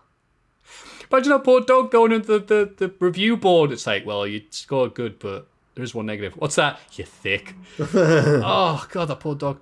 As a Reese's Pieces, I've gone for a break of tradition and asked a wrestling question, you freak. For each wrestler, say your first thought of what you would like them to do at Mania. Be it face Roman, IC ladder match or not, or be on the card. Anything you fancy. Beforehand, because I'm going to print it off, because like I said, I'm not there, I'll just get this loaded up on my screen and turn on my webcam. Hopefully this will Whoa. take it off. There he is. That's a horrible view. For God's sake, Matthew, go up. Yeah, go you up. Wait a minute, it's on a cable, so wait a minute. Richard will I'll flash move it it. up. Richard can flash it on the screen. Richard, flash it up. Dun, dun, dun. Yeah, fair enough. It's all blurry. Well, look at that. That's very impressive, that. Looks like a nice dog though. Oh, Just looks like Christmas morning. They've blamed the dog. Yeah, it does, yeah. Was that just for the gram? Yeah. Framing the dog for the likes? gram. What a nice dog. So, fastest thought first. I'm a bit small. There we go, much better. We'll go Ross, Jack, Maffew, Edge. Roman Reigns. I want Edge to face Kevin Owens at WrestleMania and watch the pictures video to find out why. I can't think of anything. I want Edge to do out. Oh. Face Christian. There we go. Drew. Bobby Lashley. Oh, can I agree with Ross? I like the idea of that. I want that match to happen on a different show because Lashley needs building up. Sheamus. Get that out of the way. Yeah, fair. Asuka. Kyrie Sane. After the pictures video, Jack said something. Yeah, Find out that was my idea, that one, Yeah. but that's okay. I'll give you credit. Sorry. Cheers, yeah. Kyrie Sane, because in a 60-minute Iron Woman, no. I wanted Kyrie Sane to wrestle Charlotte at WrestleMania. I wanted Kyrie Sane to wrestle Asuka on Tuesday. So I'll go for Asuka to face Io Shirai for the NXT Women's title. I want Asuka to show up knitting little baby robes in the style of Ric Flair for Lacey Evans. Shane McMahon. Yes. Nothing. Falls Count Anywhere with Braun Strowman. Let's go. Let's do it. 24/7 title. Oh. Charlotte Flair. Nothing. Losing to Kairi Sane. In fact, no, losing to Rhea Ripley. There's mine. Fair enough. Losing to Kairi Sane in clean fashion. I should point out, on the pitches, I know that Kairi Sane's unlikely to return, but it's not what we think is going to happen, it's what we want to happen. But Matthew. What Ross said. Cool. That's it. Street Profits. Defeating the Dirty Dogs and more teams in a multi-team tag ladder match. I want the Street Profits to be the hosts of... No, I don't. I don't know why there needs to be hosts. Yeah, I want the Street Profits to win the titles from the Dirty Dogs and more. With weapons involved maybe as well. Yeah, Street Profits killing all the other tag teams on SmackDown with weapons. I like that idea. The Fiend. Setting Randy Orton on fire. I'd rather the Fiend wasn't at this WrestleMania. Ending the show with the Fiend setting the entire arena on fire and look at the camera and be like, that's all, folks. Roman Reigns. Edge. I want Roman Reigns to be in a match with a workhorse like Cesaro or Bryan or somebody who's been really brave and strong at WrestleMania, at the Elimination Chamber, and that follows up at Mania. Is that a throwback to You Are Brave? Tony Haven't had that in a Turtle. while. I like being your friend because you are so kind. Well, kids, I love it. I think Roman Reigns, a Big E. It could happen. Sasha Banks. Bianca Belair. Yeah, same. I like what they're doing. Bailey. Oh. Women's tag team title match alongside Billie Kay.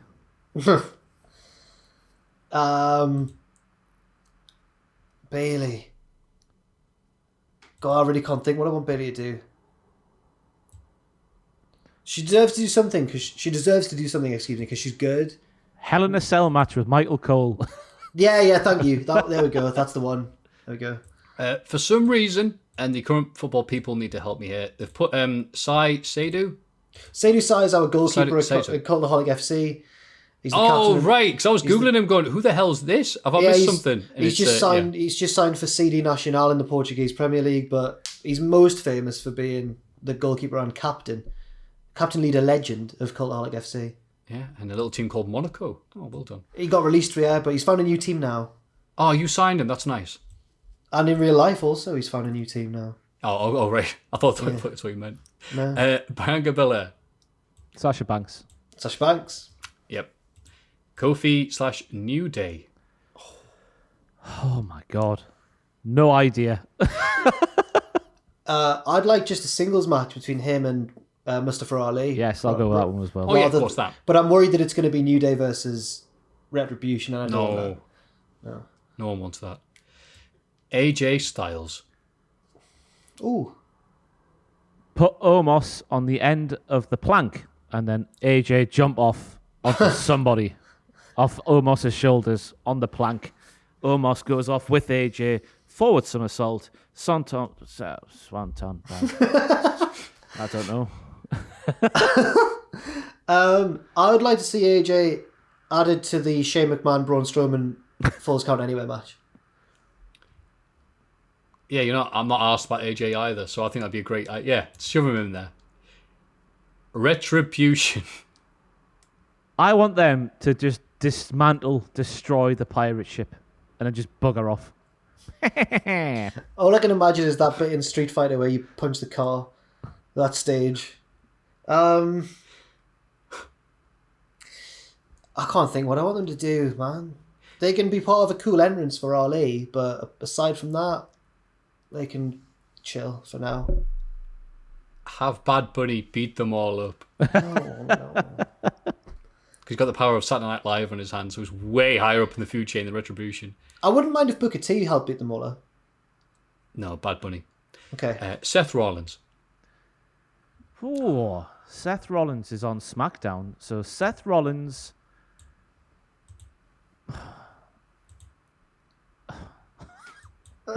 Help. He's not really doing anything. No, yeah. he's not. Yeah, it's hard to predict, isn't it? A segment where he converts Aleister Black into his minion. I would like to see Seth Rollins win the 24/7 title and take it really seriously.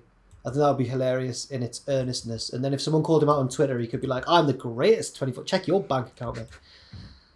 Seth Rollins just spends the entire time going, "Where's Buddy Murphy? I swear he was on TV. What happened to him?" And he goes, "All right, where's Aleister Black then?" Then that's it. Never seen again. Finally, Brock Lesnar. Nout. A panelist on the kickoff show. I think that'd be quite funny. No clue. No. Yeah, nothing. Just shouldn't be there. Not needed. He will turn up, though, in the next few weeks. Nah. Okay, fair enough. In fact, have him rock up with that lad that just signed who looks a bit like him. Oh, yeah. Have that guy billed as Brock Lesnar's son. No, not the son thing, no. Oh yes, the son of Brock Lesnar comes out, finds his shorts somewhere backstage, puts them on, gets all of Brock's magical powers. That's the plot of Like Mike, but with Brock. Yeah. Lock Brock. No, not Lock Brock. No, to just call the new kid Brock Lesnar. And see, he is regenerated into his new body, Like new form. James Bond or Doctor Who. Exactly. Wow. Okay. And that's actually a sign. That's Ross. That's, when the referees go like that, do the X. That's Ross going, we need to hurry up. I need to find a solution to stick this microphone to this pole that wasn't made for the microphone, because the microphone's meant to be down there, but I think the sound will sound a bit worse if I don't speak right into the microphone. So. Oh. Yeah, it's true. Well, on that bombshell, I could carry on listing people for ages, but I'll leave it there as it's probably too many already. Thanks, lads. Love you guys. Stay safe and well. Graham. Thank you, Graham. What a lovely selection of people. It's my dad's name. Exactly. If you have any lovely people to send to our way, think about Reese's Pieces or any other American confectionery, please send them to mailbag@cultaholic.com. It's Cultaholics. Big question. What a great podcast. Lost a bit of it there, hasn't it? Anyway, we have the big question this week. What is going to be the best match at the Elimination Chamber Super Show this Sunday? As a quick reminder, the match is currently scheduled, so there's going to be at least one change by the time we read this out. Drew McIntyre, the champ, versus AJ Styles, versus Jeff Hardy, versus Randy Orton, versus Sheamus, versus Kofi Kingston, aka the class of 2010, an Elimination Chamber match for the WWE title. Just realised AJ Styles wasn't in WWE in 2010. Please disregard my crap comment. Asuka versus Lacey Evans, says here, for the Raw Women's title. My 20 quid. 20 quid, bye-bye. I should get it refunded. I shouldn't win anything, but I should get my steak back. Don't hold your breath. Bobby Lashley versus Keith Lee versus Riddle, which may or may not be happening, according to some speculation online with Keith Lee. Triple threat match for the United States title. Jey Uso versus Kevin Owens versus King Corbin versus Sami Zayn versus Cesaro versus Daniel Bryan in Elimination Chamber match, with the lucky winner getting Roman Reigns later on that night for the Universal title, which, as Adam Pearce has already said, is not the same as the WWE title.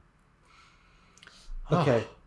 What a big show. But the WWE title is the same as the AEW title.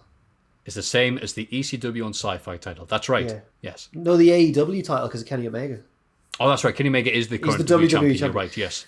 I think this could be a good show, Elimination Chambers are often alright. And I think the best match is... It's not an original choice, but I'm going to go for the SmackDown Elimination Chamber match. Because the wrestlers in it are good. Bryan and Cesaro, I'm looking forward to seeing if they last a long time, if either of them win. And then I'm looking forward to the aftermath. What's going to happen with Roman Reigns and Heyman? That's mine.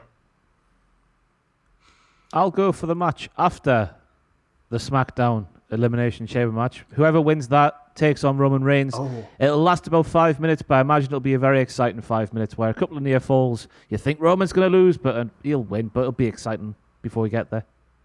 Fair enough. You guys have probably already said this in your amazing pictures video, guest starring the magnificent Andrew, who we all love. But I hope that they have this long, grueling Elimination Chamber SmackDown title match. And then, let's have the match now. Roman Reigns comes out and pins him after a schoolboy. Well, yeah, that's what's going to happen, I think. Yeah. Because didn't Heyman say on... Oh, so it's not going to last a few minutes. It's going to last Roman comes out and literally goes, wow, what a tough match that was, Wow, lads. what a great podcast. Woof. Yeah, well, wow, what a great... just says, what a great podcast. If Roman said, wow, what a great podcast, and then pinned him. Oh, imagine. Everyone going, what was that about? I think if that happened, I would be convinced that life is a simulation. And we're not really here. So I'm looking forward to that. But just to change the page, I'm looking forward to that three-way for the triple threat match because I want to see what this means for the future. Is Bobby Lashley going to retain it? If so, okay, that's still good. If someone beats the other person for the title and Bobby Lashley does not lose the title via getting pinned, that can only mean he's going on the up and up and we are going to get Lashley versus Drew at some point. Okay. Which I'm looking forward to. I feel like they're building up Lashley to lose to Keith at some point, but Keith might not be there on Sunday at the time of recording. We don't know. Yeah. Do we know why Keith Lee? Shall I have a quick look? I don't think we know, Keith but I just read speculation that it's because obviously his wife or fiance. Oh, of course. They got married, didn't they? Engaged. Engaged. Yes. What was the news with them recently? Is she pregnant? No, they got engaged. What am I talking about? Yes, it was the one you just said. That was the news. Yeah, sorry. Ross has just told me and I've gone, yeah, but was it though? People are saying that maybe it's because she tested positive a while ago. Maybe he's got it now. No one really knows. All right, Keith's just doing his hair. Yeah. Bit busy, you know? Practicing his lovely singing voice. Oh. I want him to be... I thought not too long ago really, I thought he was being built up to face Drew for the belt. But then obviously he lost to Drew on Raw on Legends Night. And it's just never been the same since. I don't know what's going on. Never mind. Yeah, it's all very odd, but hopefully the Elimination Chamber will offer us answers to these questions we have. God, I wish I had somebody to watch this along with during these lockdown times. Can Cultaholic answer the call for help? One of us can. To the Batmobile. to the Jackmobile. Who will be watching the watch along? Adam Pacitti will be. He'll be live streaming. Fantastic. I believe on YouTube, but don't take my word for it because he does some things on Twitch, doesn't he? But I reckon this will be on YouTube. This sounds like a YouTube thing. It sounds like if a YouTube everything thing. goes all right, touch wood, Yeah. cross my fingers. I've got what you did there.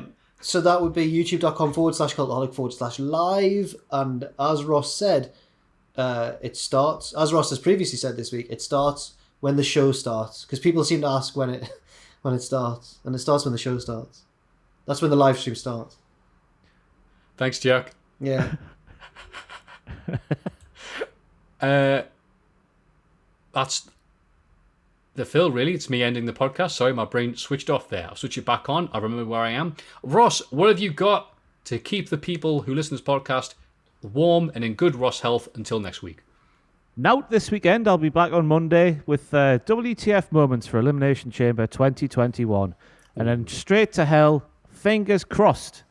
All being good. I've got a guest booked in for Tuesday. It'll be shot. It'll be on the channel, presumably next Sunday.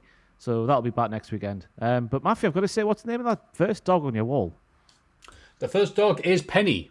Penny. I just want to give Penny a treat. That's an ironic name for me. Oh, no. Oh, I hadn't thought about that. Penny's eyes have just been looking at me the entire podcast and just need to say, it's going to be okay, Penny. Here's a treat, pal. I did like with the bags under the eyes. It's like, is that just me? Have they got the dog that looks the most like me and just had a picture in? But yeah. Now I'm looking at Penny and my webcam. Anyway, yeah, that's awesome. Jack, what have you got for us? So my new series that's replacing Wrestlers of the Week is finally ready to go. Well, I don't know that for certain because Owen's told me that he doesn't have all the assets for the video yet. So we're waiting on it. And that will be out. If it's on the channel, then it's all gone well. And that'll already be out when this podcast goes out. If it hasn't gone well, we'll be looking at next week. But I think we're about sort of 85% it's going out now. It should be out now as you listen to this, hopefully. So do check it out and let me know what you think. On Twitch, next week, every Wednesday from 6, me and Owen normally play Football Manager. But next week, we are not. We're having a break week between the seasons. So we're playing a different game. We don't know what yet. Maybe Among Us. Maybe we'll get the lads involved. Who knows what's going to happen? But Owen's going to decide, so I don't know. I do that Twitch on a Sunday. I forgot. Ross does Twitch. Sunday daytime GMT. I'll be there. They're both on twitch.com/Cultaholic. All right. That's where I'll be. Saturday at 6 p.m. GMT, British time. Yay. Playing games, talking to people, talking crap mostly last week. It was awesome. It's very little gameplay. Just me going, this game isn't scary. And then a dog jumping over the fence and scaring the hell out of us. Matthew, I've been watching Tom. I've had him on in the background on Wednesdays when he's playing Ocarina of Time. Okay. I think it's his first time playing it, and he's doing well for his first time, but he doesn't use Z targeting, and I can't watch him because he's not, I know. So there's the amount of times that he's turned around and just jumped off the platform. Oh man, that's unbelievable. No, Ross. Even Ross knows that's bad. Ross, you've never played Ocarina of Time? Never. Fair enough. We could just make up a name of it. What, you've never played Elephant on the Log? Did you in 64? Did you have a Nintendo 64? No. But PlayStation was my first console. So you not played GoldenEye? No. Oh, guess what I'll be playing? I waited to see what would happen if anyone else played it. The Xbox Live Arcade version that got made in 2007. That's just been released and revealed. Plays beautifully. Oh, really? Oh, fair enough. It's everything you want from a GoldenEye remake. Not crap. Plays well with a good new pad. Yeah. And no one's been sued for it yet. Yay! Oh, well. Whoever they find out released it is going to get completely knackered. But that's a tomorrow problem. Today, we end this beautiful podcast by reminding you that you can go to the Hall of Fame at patreon.com/Cultaholic and place your bets there. You can also just send your feelings, your thoughts, your colloquialisms that you haven't heard yet. When you feel represented on this podcast as we get everything wrong, you can send them to mailbag@cultaholic.com. But if nothing else, we thank you very much for spending some of your time with us, either in audio or visual form. We'd like to end the podcast by getting our fists, and putting them up against the webcam and saying the simple words, 1, 2, 3, join us. Join us.